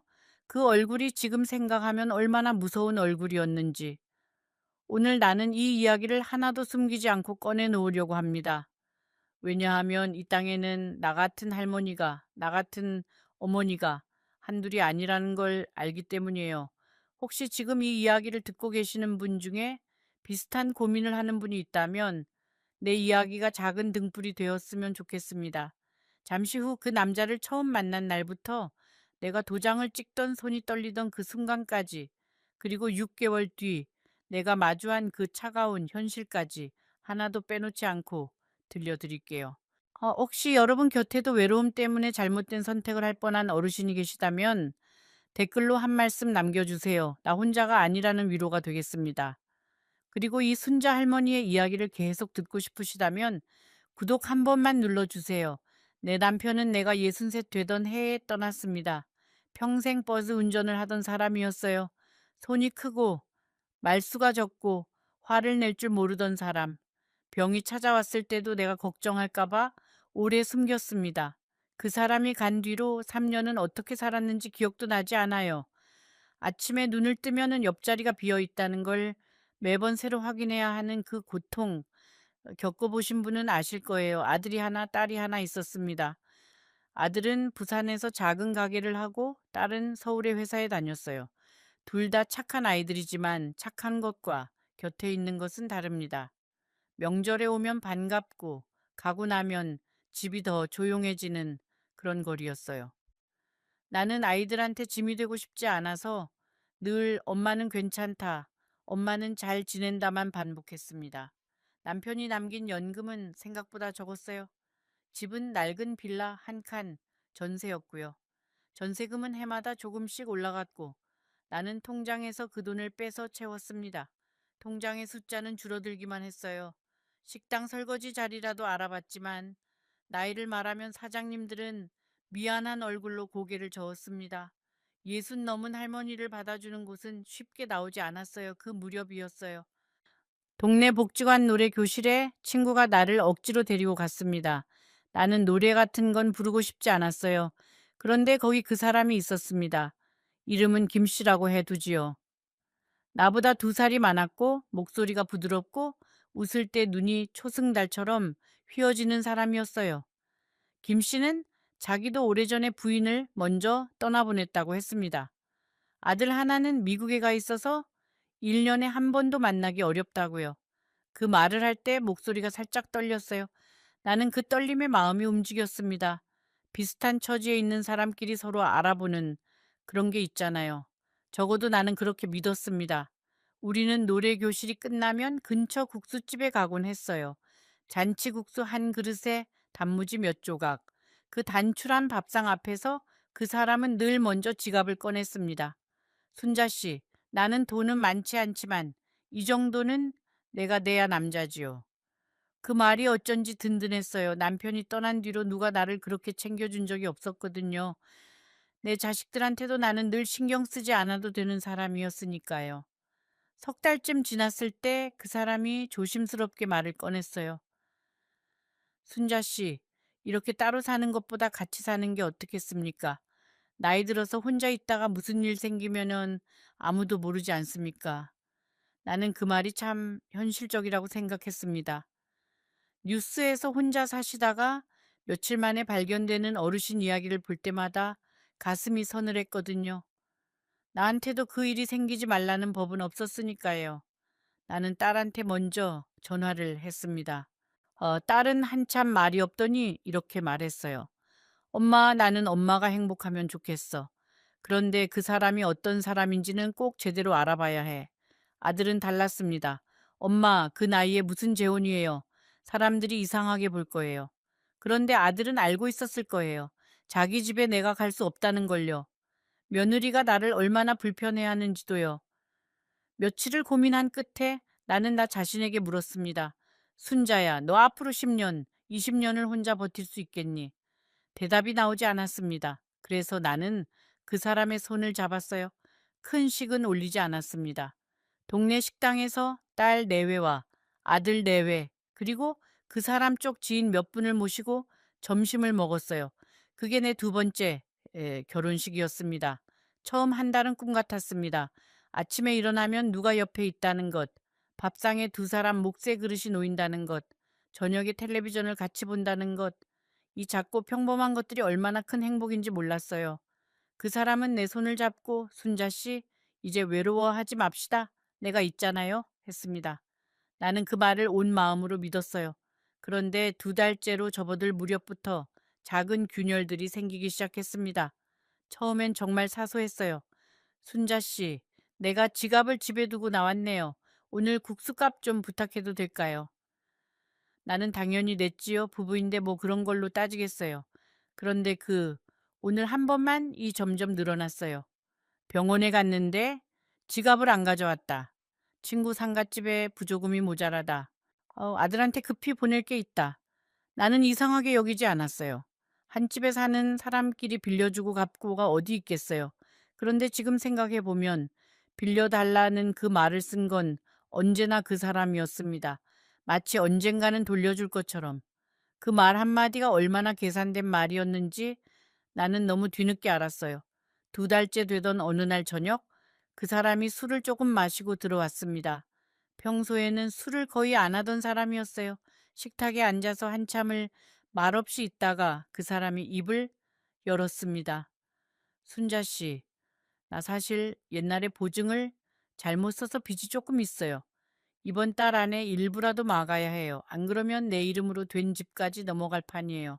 나는 놀랐지만 차분하게 물었어요. 얼마나 필요하신데요? 그 사람은 한참을 머뭇거리다가 액수를 말했습니다. 내가 가진 돈 거의 전부와 맞먹는 액수였어요. 숨이 턱 막혔습니다. 그런데 그 사람이 내 손을 꽉 잡으면서 말했어요. 순자 씨, 이것만 막으면 다시 일어설 수 있어요. 2배로 갚을게요. 평생 고생 안 시킬게요. 내 안에서 두 목소리가 싸웠습니다. 하나는 안 돼, 순자야. 이건 네 마지막 돈이야. 하고 울부짖고 있었고, 다른 하나는 이 사람 없으면 너 또 혼자야. 이 사람 잃으면 너 어떻게 할래? 하고 속삭이고 있었어요. 외로움이라는 건 이렇게 무서운 겁니다. 돈을 잃는 것보다 사람을 잃는 게 더 무섭게 느껴지게 만드는 그런 거예요. 다음 날 아침 나는 은행에 가서 적금을 깼습니다. 그리고 그 돈을 그 사람의 통장으로 보냈어요. 그 사람은 눈물까지 글썽이면서 나한테 고맙다고 했습니다. 순자 씨, 이 은혜 내가 꼭 갚을게요. 그날 저녁 우리는 삼겹살을 구워 먹었어요. 그 사람은 평소보다 말이 많았고 자꾸 나한테 고기를 얹어줬습니다. 나는 그게 사랑이라고 생각했어요. 미련하게도. 잠시 후 그 미련한 믿음이 어떻게 산산이 부서졌는지, 내가 어떻게 도장을 찍는 순간 내 인생이 통째로 뒤집혔는지 알려드릴게요. 혹시 여러분도 살면서 한 번쯤은 이 사람만 있으면 괜찮을 거야 하고 누군가를 붙잡았던 순간이 있으신가요? 일주일이 지나지 않아 또 다른 이야기가 나왔습니다. 이번에는 그 사람 아들이 미국에서 사업을 하다가 문제가 생겼다는 거였어요. 순자 씨, 내 아들이 너무 힘든 상황이에요. 아비 된 도리로 모른 척할 수가 없어요. 혹시 순자 씨 이름으로 조금만 대출을 받아줄 수 있을까요? 금방 갚을게요. 나는 그 말에 처음으로 의심이란 걸 해봤습니다. 내 이름으로 대출이라니. 그건 내가 책임져야 하는 돈이잖아요. 그건 좀 어려울 것 같아요. 부담스러워요. 내 말이 끝난 순간 그 사람의 얼굴이 아주 잠깐 싹 바뀌었습니다. 웃음기가 사라지고 눈빛이 차가워지던 그 찰나. 그 표정을 나는 지금도 잊을 수가 없어요. 그런데 그 사람은 곧 다시 웃는 얼굴로 돌아왔습니다. 아이고, 내가 괜한 말을 했네요. 잊어버려보요, 순자 씨. 그날 밤 나는 잠이 오지 않았습니다. 예. 아까 그 표정이 계속 떠올랐거든요. 내가 너무 예민한 걸까? 내가 사람을 잘못 본 걸까? 마음 한구석에서는 이미 답이 나와 있었습니다. 다만 그 답을 인정하고 싶지 않았을 뿐이에요. 사람이 의심을 품는다는 게 얼마나 힘든 일인지 아세요? 의심하는 순간 내가 살고 있는 이 집 전체가 무너질 것 같은 그런 기분이거든요. 그래서 나는 그 의심을 접어서 서랍 안에 밀어 넣었습니다. 다음 날 아침에는 아무 일 없는 것처럼 그 사람한테 미역국을 끓여줬어요. 그 사람의 생일이라고 했거든요. 지금 생각하면 그 생일이 진짜였는지도 모르겠습니다. 며칠 뒤 그 사람은 나를 어느 사무실로 데려갔어요. 자기 친구가 하는 일이라면서 얼굴만 비춰주면 된다고 했습니다. 사무실은 작고 어두웠고 안에 있던 사람들은 웃으면서 나를 맞이했어요. 그 사람들이 서류를 내밀면서 말했습니다. 어머니, 여기 그냥 이름 석자만 써주시면 됩니다. 이게 뭔데요? 하고 나는 물었어요. 그러자 내 옆에 있던 그 사람이 대신 대답했습니다. 아, 별거 아니에요. 내 친구 사업에 내가 얼굴 내민다는 증명 같은 거예요. 내 마음속에서는 이미 아니라는 신호가 울리고 있었어요. 그런데도 나는 그 서류에 이름을 썼습니다. 왜냐하면 그 사람이 내 옆에서 내 어깨를 살짝 감싸고 있었거든요. 사람들 앞에서 내 남편을 망신 주고 싶지 않았어요. 체면이라는 거요. 그게 결국 나를 무너뜨린 겁니다. 사무실을 나오면서 그 사람은 유난히 말이 많았습니다. 어느 식당이 맛있다더라. 다음 주엔 목욕탕에 가자. 봄이 오면 꽃구경을 가자. 나는 그 말들을 들으면서 고개를 끄덕였지만 속으로는 이상한 기분이 가시지 않았어요. 뭐랄까, 내가 잘 알던 사람이 갑자기 연극을 시작한 것 같은 느낌? 그 연극의 제목도 결말도 오직 그 사람만 알고 있는 그런 연극이요. 그날 이후로 집 분위기가 조금씩 달라졌어요. 그 사람은 외출이 잦아졌고 늦게 들어오는 날이 많아졌습니다. 친구 집에서 잤다. 급한 일이 있었다. 선배 병문안을 갔다? 처음엔 믿었어요. 아니, 믿고 싶었어요. 의심하는 나 자신이 싫었으니까요. 그 무렵 동네 슈퍼에서 옛 노래 교실 친구를 우연히 만났습니다. 그 친구는 나를 보더니 주위를 한번 둘러보고 내 팔을 살짝 잡더니 조용히 물었어요. 순자야, 너 그 김씨라는 사람하고 어떻게 지내니? 나는 잘 지낸다고 대답했지만 그 친구의 표정이 어딘가 이상했습니다. 뭔가 더 말하려다가 입을 다물더니 그 친구는 서둘러 자리를 떴어요. 나는 그 친구의 어색한 웃음이 며칠을 떠나지 않았습니다. 뭔가 내가 모르는 이야기가 동네에 돌고 있다는 느낌이었어요. 그런데 나는 물어볼 용기가 나지 않았습니다. 그때 나한테 중요한 건 진실이 아니라 내 집의 평화였어요. 그 평화가 가짜라는 걸 어렴풋이 알면서도요. 집에 돌아와서 나는 오래된 앨범을 꺼냈습니다. 먼저 간 남편과 찍은 사진들이 거기 있었어요. 신혼여행 사진, 아이들이 어릴 때 유원지에서 찍은 사진, 남편의 환갑잔치 사진, 한 장 한 장 넘기다가 나는 조용히 울었습니다. 사진 속의 남편은 여전히 그 크고 조용한 손을 내 어깨에 얹고 있었어요. 여보, 내가 이렇게 됐어요. 나는 마음속으로 말했습니다. 남편이 뭐라고 대답했을까요? 아마 괜찮아, 순자야, 네 잘못이 아니야 했을 거예요. 어느 밤 그 사람이 들어오지 않았어요. 나는 잠이 오지 않아서 거실에 앉아 있었습니다. 그 사람 책상 위에 편지 한 통이 놓여 있는 게 눈에 들어왔어요. 나는 남의 물건을 뒤지는 사람이 아닙니다. 평생 그래 본 적이 없어요. 그런데 그날은 손이 먼저 움직였습니다. 봉투를 열었어요. 안에는 독촉장이 들어 있었습니다. 그런데 그 독촉장에 적힌 이름이 그 사람 이름이 아니었어요. 내 이름이었습니다. 박순자. 내가 며칠 전 사무실에서 이름 석자를 적은 바로 그 이름. 그리고 그 아래 적힌 금액은 내가 평생 한 번도 만져본 적 없는 숫자였습니다. 나는 그 종이를 쥐고 한참을 앉아 있었어요. 눈물이 나올 줄 알았는데 이상하게 눈물이 안 나왔습니다. 눈물보다 먼저 오는 게 있더라고요. 배신이라는 감정 앞에서는요. 그날 밤 나는 거실불을 켜놓은 채로 소파에 앉아 있었습니다. 그 종이를 무릎 위에 올려놓고요.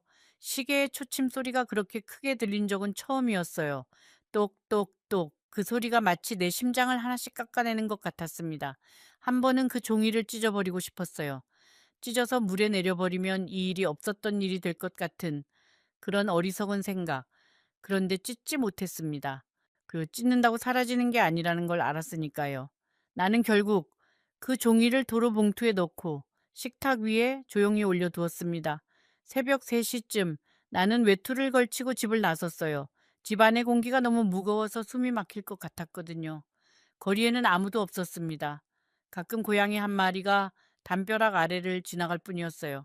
나는 길을 걸으면서 오래전 이 동네에 처음 이사 왔을 때를 떠올렸습니다. 40이 갓 넘었을 때 장바구니를 양손 가득 들고 이 거리를 오르내리던 그 젊은 순자를요. 그때 나한테 지금의 내 모습을 보여주면 뭐라고 할까요? 아마 믿지 않을 거예요. 집에 돌아온 건 5시가 좀 넘어서였습니다. 부엌에서 물 한 잔을 따랐는데 손이 떨려서 물이 튀었어요. 나는 그 차가운 물을 천천히 마셨습니다. 물이 목을 타고 내려가는 그 감각이 이상하게 생생했어요. 아, 나 아직 살아있구나. 사람이 큰일을 겪으면 제일 먼저 하는 일이 그거더라고요. 내가 진짜 살아있는지 확인해 보는 것. 아침이 오자마자 나는 전화기를 들었습니다. 그 사람은 하루가 지나도 이틀이 지나도 들어오지 않았어요. 전화를 걸면 전원이 꺼져 있었습니다. 한 번, 두 번, 10번, 20번. 통화 연결음이 멈추는 순간마다 내 심장도 같이 떨어지는 것 같았어요. 사흘째 되던 날, 나는 결국 딸한테 전화를 걸었습니다. 사실 그 전화를 걸기까지 내가 얼마나 망설였는지 몰라요. 수화기를 들었다가 놓고 또 들었다가 놓고 딸한테 뭐라고 설명해야 할지 입이 떨어지지 않았어요. 엄마가 자기 전 재산을 잃었다고? 엄마가 자기 이름으로 된 빚을 지게 됐다고? 이걸 어떻게 자식한테 말합니까? 엄마는 자식 앞에서는 늘 단단한 사람이어야 하는데 나는 그 단단함을 그날 처음으로 내려놓아야 했어요. 전화를 걸기 전에 나는 찬물로 얼굴을 한번 씻었습니다. 머리도 천천히 빗었어요. 전화기 너머로 딸이 보는 것도 아닌데 나는 그 순간 내 꼴을 조금이라도 추스르고 싶었습니다. 엄마라는 사람은 무너지는 순간에도 자식 앞에서는 무너지지 않은 척하고 싶은 그 이상한 습관이 있어요. 딸은 전화기 너머에서 한참 말이 없더니 이렇게 말했습니다. 엄마, 내가 지금 내려갈게. 아무것도 만지지 말고 그 독촉장 그대로 두고 내가 갈 때까지만 기다려. 딸은 그날 저녁 늦게 도착했습니다. 집에 들어오자마자 나를 꼭 안아줬어요. 아무 말도 하지 않고 그냥 안아만 줬습니다. 그런데 나는 그 품에서 처음으로 울음이 터졌어요. 68 먹은 어미가 40간 넘은 딸의 품에서 어린아이처럼 엉엉 울었습니다. 그 순간 알았어요. 내가 누구 때문에 그동안 견뎠는지, 내가 무엇을 지키려고 그렇게 했는지를요. 다음 날 아침 딸은 나를 데리고 변호사 사무실에 갔습니다. 낡은 건물 3층에 있는 사무실이었어요. 엘리베이터가 없어서 계단을 올라갔는데 나는 다리가 후들거려서 중간에 한번 쉬어야 했습니다. 딸은 내 팔을 꼭 잡고 말했어요. 엄마, 천천히 가요. 급할 거 없어요. 평생 나는 누구한테 급할 거 없다는 말을 들어본 적이 별로 없었어요. 늘 서둘러야 했고, 늘 무언가를 해내야 했으니까요. 그 계단 중간에서 딸이 해준 그 한마디가 나한테는 정말 큰 위로였습니다. 변호사는 서류를 꼼꼼히 보더니 긴 한숨을 쉬었어요. 어머니, 이건 안타깝지만 어머니 이름으로 들어간 돈이 맞습니다. 다만 상황을 보니 어머니가 내용을 제대로 모르고 서명하신 정황이 있으니 이 부분은 소송으로 다퉈봐야 해요. 시간이 오래 걸릴 거고 결과도 장담할 수는 없습니다. 나는 고개를 끄덕였습니다. 이미 각오하고 있었어요. 사무실을 나와서 딸은 나를 작은 국밥집으로 데려갔어요. 둘 다 아침부터 아무것도 먹지 못한 상태였지요. 딸은 내 앞에 뜨거운 국밥 한 그릇을 놓았습니다. 김이 모락모락 올라오는 그 국밥을 나는 한참 바라봤어요. 먹어야 하는데 숟가락이 들리지 않았습니다. 딸은 아무 말 없이 자기 국밥에서 깍두기를 올려 나한테 내밀었어요. 엄마, 얘 한 입만, 한 입만이라도. 나는 그 한 입을 먹었고, 그 다음 한 입이 들어갔고, 그렇게 한 그릇을 거의 비웠습니다. 슬픔 앞에서도 사람은 먹어야 살더라고요. 그게 또 서러웠어요. 그 사람의 행방은 한동안 알 수 없었습니다. 경찰에 신고도 해봤지만 연락이 닿지 않는다는 말만 들었어요. 그 사람이 처음부터 이럴 작정이었는지 중간에 그렇게 된 건지 나는 아직도 모르겠습니다. 아니, 사실은 알고 있는데 인정하기가 싫은 거겠지요. 그 따뜻한 국수집 국물도 내가 있잖아요. 하던 그 말도 다 거짓이었다는 걸요. 그 사람이 사라지고 한 달쯤 지났을 때 동네 시장에서 그 사람의 옛 지인이라는 분을 우연히 만났어요. 그분은 나를 알아보고 아주 조심스럽게 다가와서 말했습니다. 어머니, 혹시 그 양반 소식 못 들으셨어요? 그 양반 원래 돈 문제가 많던 사람이에요. 전 부인도 그것 때문에 먼저 떠나셨다는 소문이 있었어요. 어머니는 그런 거 모르고 결혼하신 거지요? 나는 시장 한복판에 그냥 서 있었습니다. 사람들이 지나다녔고 상인들이 물건을 팔았고 아이들이 엄마 손을 잡고 웃고 있었는데 나만 혼자 그 자리에 멈춰 있었어요. 집에 돌아와서 나는 한참을 현관 앞에 서 있었어요. 신발을 벗을 힘도 없었습니다. 시장에서 들은 그 말들이 머릿속에서 맴돌았어요. 그 말들이 하나하나 내 안에 박히는데 이상하게도 놀라지 않았습니다. 나는 이미 마음 한구석에서 알고 있었던 것 같아요. 사람이 가장 무서운 게 뭔지 아세요? 진실을 모르는 게 아니에요. 진실을 알면서도 모른 척하는 나 자신을 마주하는 거예요. 그날 저녁 나는 밥도 먹지 않고 자리에 누웠어요. 천장을 보면서 나는 그 사람과 함께 보낸 6개월을 처음부터 다시 돌려봤습니다. 국수집에서 잔치국수를 먹던 날 그 사람이 지갑을 꺼내며 이 정도는 내가 내야 남자지요 하던 순간, 복지관에서 내 손을 처음 잡아주던 순간, 같이 삽시다 하던 그 밤, 결혼식이라 부르기도 어색한 그 점심 식사, 그 모든 장면 속에서 그 사람의 미소는 이제 다르게 보였습니다. 똑같은 미소인데도 이제는 그 뒤에 숨어 있던 것들이 조금씩 비쳤어요. 진짜가 아니었던 눈빛, 계산된 말투의 아주 미세한 기울기, 내 손을 잡을 때의 힘의 정도 참 이상하지요. 그땐 안 보이던 것들이 끝나고 나서야 보인다는 게 나는 일어나서 거울 앞에 섰습니다. 거울 속에는 머리가 하얀 할머니 한 사람이 서 있었어요. 나는 그 할머니한테 물었습니다. 순자야, 너 왜 그 사람을 믿었니? 너 왜 그 서류에 이름을 썼니? 너 왜 아이들 말을 더 귀 기울여 듣지 않았니? 거울 속에 내가 대답하지 않았어요. 나는 이미 답을 알고 있었으니까래요. 외로워서요. 그냥 너무 외로워서요. 그날부터 나는 아주 조금씩 나를 추스르기 시작했습니다. 딸은 나를 자기 집으로 모시려 했지만 나는 거절했어요. 이 문제는 내가 시작한 일이니까 내가 끝을 봐야 한다고 생각했거든요. 물론 빚은 내 힘으로 다 갚을 수 없어요. 그건 현실입니다. 그런데 감당한다는 건 돈으로만 하는 게 아니더라고요. 감당한다는 건 도망치지 않는 거예요. 마주보는 거고요. 매일 아침 나는 집 근처 공원을 한 바퀴 돌았습니다. 걷다 보면 머릿속에 뭉쳐있던 생각들이 조금씩 풀렸어요. 걸으면서 나는 내 인생을 처음부터 다시 돌아봤습니다. 20살에 시집 와서 아이 둘 낳고 남편 뒷바라지하고 시부모 모시고 그렇게 40년을 넘게 살아온 내 인생을요. 나는 평생 누군가를 위해 살았어요. 부모를 위해, 남편을 위해, 아이들을 위해. 그런데 내 인생에서 순자야, 너는 뭘 원하니? 하고 물어본 사람은 한 명도 없었습니다. 나조차도요. 그 질문을 처음 떠올린 게 언제였냐면 바로 그 남자가 내 손을 잡고 같이 삽시다 했던 그 순간이었어요. 그 순간 나는 처음으로 내 행복을 생각했습니다. 그런데 그 출발점이 그렇게 잘못된 곳이었다는 게 지금도 가슴이 아파요. 딸은 주말마다 서울에서 내려왔습니다. 올 때마다 반찬을 한 보따리씩 들고 왔어요. 엄마, 이거 내가 만든 거 아니야? 반찬 가게에서 산 거야. 딸은 그렇게 말했지만 나는 알았습니다. 그 반찬이 전부 딸의 손에서 나온 것이라는 걸요. 딸의 손이 거칠어지고 눈밑이 까매진 것도 다 보였어요. 엄마라는 사람은 자기가 아무리 힘들어도 자식의 고단함이 먼저 보입니다. 어느 주말에는 아들이 부산에서 올라왔어요.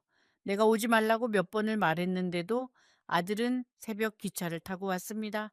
문을 열었을 때 아들의 얼굴을 보고 나는 가슴이 덜컥 내려앉았어요. 아들의 눈이 빨갰거든요. 기차 안에서 얼마나 울었는지 한눈에 알 수 있었습니다. 내 아들은 원래 눈물이 많은 아이가 아니에요. 아버지 장례 때도 끝까지 입을 꾹 다물고 있던 아이였어요. 그런데 그날은 내 앞에서 현관에서 신발도 벗지 않은 채로 그 큰 아이가 고개를 숙이고 어깨를 들썩였습니다. 아들은 집에 들어오자마자 아무 말도 없이 한참을 서 있었습니다. 그러다가 작은 소리로 엄마 미안해요 했어요. 네가 왜 미안하니 했더니 아들이 고개를 숙이면서 말했습니다. 내가 그때 그 나이에 무슨 재혼이냐고 엄마한테 모질게 말했잖아요. 그 말이 엄마를 더 외롭게 했을지도 모르겠다는 생각이 들어요. 내가 좀 더 엄마 마음을 살폈어야 했는데, 내가 자주 전화라도 드렸어야 했는데, 내가 가게 핑계로 이 엄마를 너무 혼자 뒀어요. 그 말이 하나하나 내 가슴을 찔렀습니다. 아들이 자기를 탓하는 그 말들이 사실은 내가 아들한테 돌려주고 싶은 말이기도 했거든요. 아니다. 엄마가 미안하다. 엄마가 네 짐이 돼서 미안하다. 그런데 나는 그 말을 삼켰습니다. 엄마가 그 말을 입 밖에 내는 순간 아들의 죄책감이 더 커질 거라는 걸 알았으니까요. 나는 아들을 한참 바라봤어요. 저 작은 아이가 언제 이렇게 컸나 싶었습니다. 내가 기저귀를 갈아주던 그 아이가 이제는 내 앞에서 고개를 숙이며 미안하다고 말하고 있었어요. 나는 아들의 손을 잡고 말했습니다. 아니다, 아가. 네가 미안할 일이 아니야. 이건 다 엄마 선택이었어. 예, 엄마가 책임질 일이야. 너는 네 가정이나 잘 지키면 돼. 그 말을 하면서 나는 속으로 울고 있었어요. 아들은 그날 밤 내 옆에서 잤습니다. 마흔이 넘은 아들이 엄마 옆에서 자는 건 참 오랜만이었어요. 아들이 잠든 얼굴을 보면서 나는 생각했습니다. 이 아이가 이렇게 내 옆에 있어 주는 것만으로도 나는 다시 일어설 수 있겠다고요. 아들은 다음 날 아침 새벽 기차로 부산에 내려갔습니다. 떠나기 전에 아들은 식탁 위에 봉투 하나를 놓고 갔어요. 열어보니 안에 돈이 들어 있었습니다. 많지는 않았어요. 그런데 아들은 그 돈 위에 짧은 쪽지 한 장을 같이 넣어뒀습니다. 엄마, 이건 빚 갚는 데 쓰지 마세요. 엄마가 드시고 싶은 거 드시고, 엄마가 입고 싶은 거 입으세요. 엄마 인생은 엄마가 쓰셔야 해요. 나는 그 쪽지를 읽고 부엌 바닥에 주저앉았습니다. 아이들이 언제 이렇게 어른이 됐을까요? 그 며느리 이야기도 해야겠어요. 내 며느리는 평소에 나한테 좀 차가운 사람이었습니다. 명절에 와도 인사만 하고 자기 방으로 들어가 버리곤 했어요. 전화도 거의 먼저 건 적이 없었고, 내가 전화를 걸면 꼭 필요한 말만 짧게 하고 끊었습니다. 솔직히 서운한 적이 한두 번이 아니었어요. 사실 이 재혼도요, 아주 작은 부분이지만 며느리 생각이 영향을 주지 않았다고는 말 못해요. 아들 집에 갈 수 없다면 나는 어디로 가야 하지? 그 생각이 늘 마음 한구석에 있었거든요. 그런데 그게 며느리 잘못은 아니었습니다. 우리는 그저 서로를 어떻게 대해야 할지 몰랐을 뿐이에요. 시어머니와 며느리라는 이름이 사람과 사람 사이에 쳐놓은 그 벽, 그걸 어떻게 넘어야 할지 우리 둘 다 배운 적이 없었던 거예요. 그런데 내가 이 일을 겪고 나서 며느리한테서 처음으로 긴 전화가 왔어요. 떨리는 목소리로 며느리가 말했습니다. 어머니, 제가 그동안 살갑게 못해드려서 죄송해요. 어머니가 얼마나 외로우셨을지 제가 미처 몰랐어요. 나는 그 말에 오래 울었습니다. 며느리가 나쁜 사람이었던 게 아니에요. 우리 둘 다 어떻게 다가가야 할지 몰랐던 거예요. 며느리는 그 뒤로 매주 나한테 전화를 했습니다. 손자가 유치원에서 있었던 일, 자기가 회사에서 있었던 일, 아들 가게 이야기, 그 사소한 것들이 어찌나 따뜻하던지요. 가끔은 5살짜리 손자가 영상통화로 인사를 했어요. 화면 속에서 할머니 하고 크게 부르는 그 목소리, 우리 강아지 오늘 뭐 했어? 하고 물으면 아이는 블록 쌓기 했어? 아주 높이 쌓았어 하면서 작은 두 손을 하늘로 쭉 뻗었습니다. 그 작은 손을 보면서 나는 이상하게 눈물이 핑 돌았어요. 이 아이가 크는 동안 내가 얼마나 오래 이 아이 옆에 있어 줄 수 있을까? 내가 빚에 묶여서 이 아이와 함께 할 시간을 놓치고 있는 건 아닐까? 그런 생각이 들었거든요. 나는 다시 복지관에도 나가기 시작했습니다. 발걸음이 쉽게 떨어지지 않았어요. 거기서 그 사람을 만났던 거잖아요. 그런데 친구가 이런 말을 해줬어요. 순자야, 네가 거기 안 간다고 그 기억이 없어지는 게 아니야. 오히려 새 기억을 쌓아야 그 기억이 덮이는 거야. 그 말이 맞았습니다. 며칠이 지나니 복도를 걸을 때의 두근거림도 잦아들었어요. 복지관에서 나는 새로운 할머니들을 알게 됐습니다. 그 중에 한 분은 나보다 10살쯤 많은 분이었어요. 평생 혼자 사셨다고 했습니다. 결혼도 안 하시고 자식도 없이 재봉틀한 대로 사셨대요. 나는 조심스럽게 물었습니다. 어머니 혼자서 그 긴 세월을 어떻게 견디셨어요? 그분은 웃으시면서 말했어요. 견딘다고 생각하면 못 견뎌. 그냥 산다고 생각해야지. 견디는 거하고 사는 거하고는 다른 거야. 순자 씨. 나는 그 말을 가슴에 꾹 새겼습니다. 그분은 또 이런 말씀도 해주셨어요. 외로움이라는 건 말이야. 사람이 없어서 생기는 게 아니야. 내가 나를 안 챙겨서 생기는 거야. 오늘 집에 가서 자기한테 제일 맛있는 거 해줘봐. 그게 시작이야. 그날 저녁 나는 집에 가서 미역국을 끓였습니다. 오랜만에 소고기를 조금 사서 참기름 넉넉히 넣고 오래 끓여서요. 예, 그 국을 한 그릇 떠놓고 밥을 말아서 천천히 먹었어요. 내가 나한테 해준 첫 번째 제대로 된 밥이었습니다. 그 국물이 얼마나 따뜻하던지요. 혼자 먹는데도 외롭지 않았어요. 그런데 그렇게 조금씩 나를 추스르던 어느 날 밤이었습니다. 11시가 조금 넘었을 때 전화벨이 울렸어요. 모르는 번호였습니다. 나는 망설이다가 받았어요. 저쪽에서 낯선 남자 목소리가 들렸습니다. 혹시 박순자 어머니 되십니까? 나는 가슴이 철렁했어요. 네, 맞는데요. 누구세요? 저는 요양병원에서 일하는 사람인데 어머니 성함이 보호자란에 적혀 있어서 연락드립니다. 김 선생님이라는 분을 아십니까? 나는 그 순간 숨이 멎는 것 같았어요, 김 씨. 내가 도장을 찍고 내 돈을 전부 가져가고 내 이름으로 빚을 남기고 사라진 그 사람이 병원에 있다는 거예요. 전화기를 쥔 손이 떨렸습니다. 그런데 이상하게도 그 순간 떠오른 감정은 분노가 아니었어요. 뭐라고 설명해야 할까요? 아주 복잡한 여러 감정이 한꺼번에 밀려오는 그런 거였습니다. 그 사람이 지금 어디에 있어요? 병원 사람은 어느 요양병원 이름을 말했어요. 그 사람은 건강이 많이 안 좋아진 상태로 거기 들어왔다고 했습니다. 자기 이름으로 된 연락처가 없어서 예전 수첩에 적혀 있던 내 번호로 연락을 돌리는 거라고요. 나는 한참 말없이 있다가 생각 좀 해볼게요 하고 전화를 끊었습니다. 그날 밤 나는 또 잠을 자지 못했어요. 이번에는 다른 이유로요. 그 사람을 가서 봐야 하는가? 쇼 아니면 모른 척 해야 하는가? 그 사람이 나한테 한 짓을 생각하면 다시는 보고 싶지 않았어요. 그런데 한편으로는 보지 않으면 이 일이 영원히 내 안에서 끝나지 않을 것 같았습니다. 예, 매듭을 지어야 했어요. 그 사람을 위해서가 아니라 나를 위해서요. 나는 딸한테 이야기했습니다. 딸은 반대했어요. 엄마, 가지 마요. 그 사람 때문에 엄마가 얼마나 고생했는데. 딸의 말이 100번 맞았습니다. 그런데 며칠을 고민한 끝에 나는 결국 버스에 올랐어요. 요양병원은 시외에 있었습니다. 버스를 2번 갈아타고 한참을 걸었어요. 버스 창밖으로 낯선 동네들이 지나갔습니다. 한 번도 가본 적 없는 거리, 한 번도 들어가 본 적 없는 골목, 인생에도 이렇게 한 번도 가본 적 없는 길이 있는 거구나. 내 인생은 이제 지도에 없는 길로 들어섰다는 느낌이 들었어요. 무섭기도 했고, 한편으로는 이상하게 후련하기도 했습니다. 더 이상 잃을 게 없다는 게 사람을 이렇게 담담하게 만들 수도 있더라고요. 가방 안에는 봉투 하나가 들어 있었어요.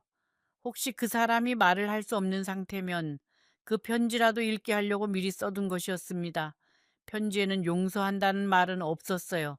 대신 나는 이제 괜찮다는 말만 있었습니다. 그게 내가 그 사람한테 줄 수 있는 마지막 답이었어요. 내가 괜찮아졌다는 것, 그 사람이 나를 완전히 무너뜨리지는 못했다는 것, 병원 입구에서 그 사람 이름을 대자 간호사가 나를 어느 병실로 안내했어요. 복도는 길고 조용했고 창문 너머로 겨울 햇살이 비스듬히 들어오고 있었습니다. 그 복도를 걸으면서 나는 생각했어요. 내가 지금 여기에 왜 왔나? 무슨 말을 할 건가? 병실 문을 열었을 때 침대에 누워있는 그 사람이 보였습니다. 처음에는 그 사람인지 알아보지 못할 정도로 변해 있었어요. 얼굴은 수척했고 머리는 더 하얘졌고 눈은 깊이 꺼져 있었습니다. 그 사람도 나를 알아보는데 시간이 걸렸어요. 그러다가 내 얼굴을 확인한 순간 그 사람의 눈에서 눈물이 주르륵 흘렀습니다. 나는 침대 옆 의자에 앉았습니다. 한참 아무 말도 하지 않았어요. 그러다 천천히 입을 열었습니다. 왜 그랬어요? 그냥 그 한마디였어요. 원망도 비난도 욕도 아닌 그 사람은 눈물을 흘리면서 말을 더듬었습니다. 순자 씨 미안해요. 정말 정말 미안해요. 처음엔 그럴 생각이 아니었어요. 내 빚이 너무 커서 돌이킬 수가 없어서 그 사람의 말은 두서가 없었어요. 젊은 시절 보증을 잘못 써서 빚을 지기 시작했고 그게 불어나고 불어나서 자기 집까지 넘어갔다는 이야기. 전 부인이 그 충격으로 먼저 떠난 것도 그것 때문이라는 이야기. 아들이 원망하며 연락을 끊었다는 이야기. 복지관에서 나를 처음 봤을 때는 그냥 말벗이나 할 생각이었지만 빚쟁이들이 찾아오기 시작하면서 생각이 바뀌었다는 이야기. 나는 그 이야기를 끝까지 들었어요. 다 듣고 나서 나는 한참 아무 말도 하지 않았습니다. 창밖을 봤어요. 창밖에는 마른 나뭇가지 하나가 바람에 흔들리고 있었습니다. 나는 그 가지를 보면서 천천히 입을 열었어요. 나는 당신을 용서하지 않아요? 용서할 수가 없어요. 그런데 미워하는 것도 그만둘 거예요.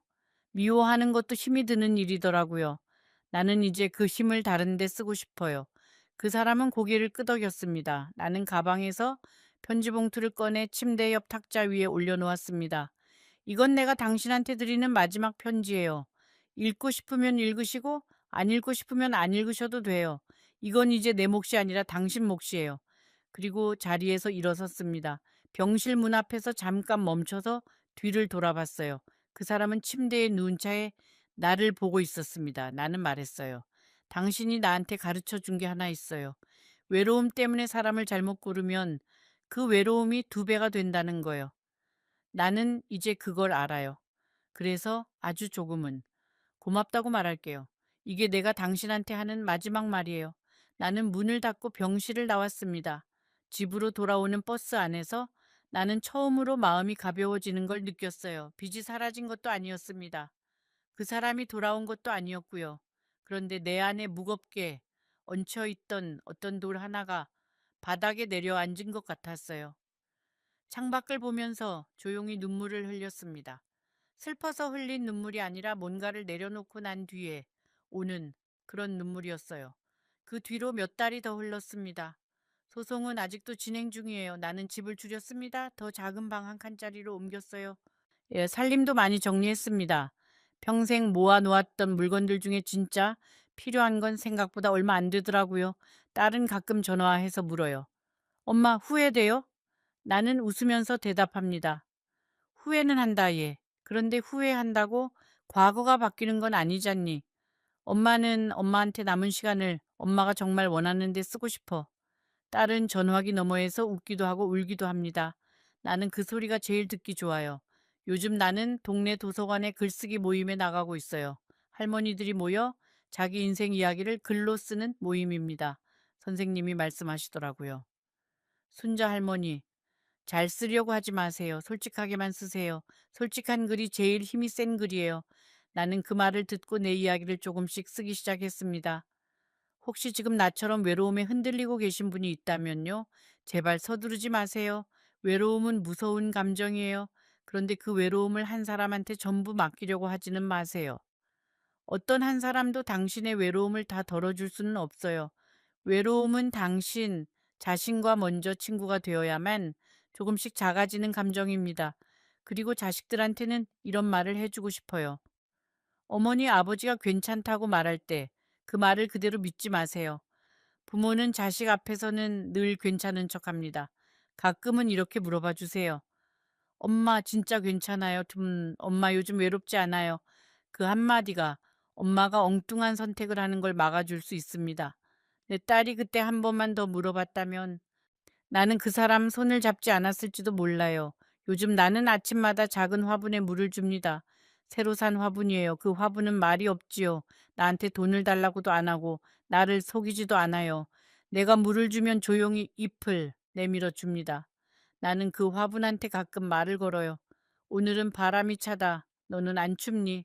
이 작은 대화가 나한테는 큰 위로예요. 돌아보면 내 인생에는 두 번의 결혼이 있었습니다. 첫 번째는 내가 나를 희생하는 결혼이었고, 두 번째는 내가 나를 잃어버리는 결혼이었어요. 만약 세 번째가 있다면 그건 내가 나를 찾아가는 결혼이 될 거예요. 사람하고 하는 결혼이 아닐지도 몰라요. 내가 나 자신과 맺는 약속, 나 자신을 버리지 않겠다는 약속, 그게 내가 남은 인생에 하고 싶은 마지막 결혼입니다. 6개월이라는 시간은 짧은 것 같지만 한 사람을 무너뜨리기에는 충분한 시간이에요. 그런데 무너진 자리에서 다시 일어서는 데에도 그렇게 긴 시간이 필요한 건 아니더라고요. 중요한 건 시간의 길이가 아니라 그 시간 속에서 내가 누구와 함께 있느냐, 그리고 내가 나 자신을 얼마나 믿느냐 하는 거예요. 지금도 은행에서 편지가 올 때마다 손이 떨려요. 그런데 나는 그 편지를 피하지 않아요. 봉투를 뜯고 내용을 읽고 변호사한테 보냅니다. 인생에서 피할 수 없는 일들은 피하려고 할수록 더 크게 다가와요. 정면으로 보는 게 결국은 제일 빠른 길이에요. 이 이야기를 듣고 계신 여러분께 마지막으로 한 가지만 부탁드리고 싶습니다. 오늘 집에 돌아가시면 당신의 어머니나 할머니한테 전화 한 통만 걸어주세요. 엄마, 오늘 뭐 하셨어요? 엄마, 요즘 어떻게 지내세요? 그 짧은 한마디가 그 어머니의 인생에서 어떤 잘못된 문을 닫아들이는 열쇠가 될지도 모릅니다. 나는 오늘도 작은 방에서 작은 화분에 물을 주고 작은 공책에 오늘의 한 줄을 씁니다. 빚은 남아있고 몸은 예전 같지 않고 지갑은 얇아졌어요. 그런데 이상하지요. 지금이 그 사람과 같이 살던 그때보다 훨씬 덜 외로워요. 그때는 옆에 사람이 있는데도 외로웠거든요. 지금은 혼자인데도 외롭지 않습니다. 이 차이를 나는 이제야 알겠어요. 이 이야기가 여러분의 마음 어딘가에 작은 울림을 남겼다면 구독 버튼 한 번만 눌러주세요. 그래야 이 순자 할머니가 다음 이야기도 계속 들려드릴 수 있어요. 그리고 지금 화면에 보이는 다른 영상 꼭 한번 보세요. 저 이야기는 이 이야기보다 훨씬 더 깊은 곳으로 여러분을 데려갈 거예요. 놓치시면 정말 아쉬울 거라고 이 순자 할머니가 약속드릴게요.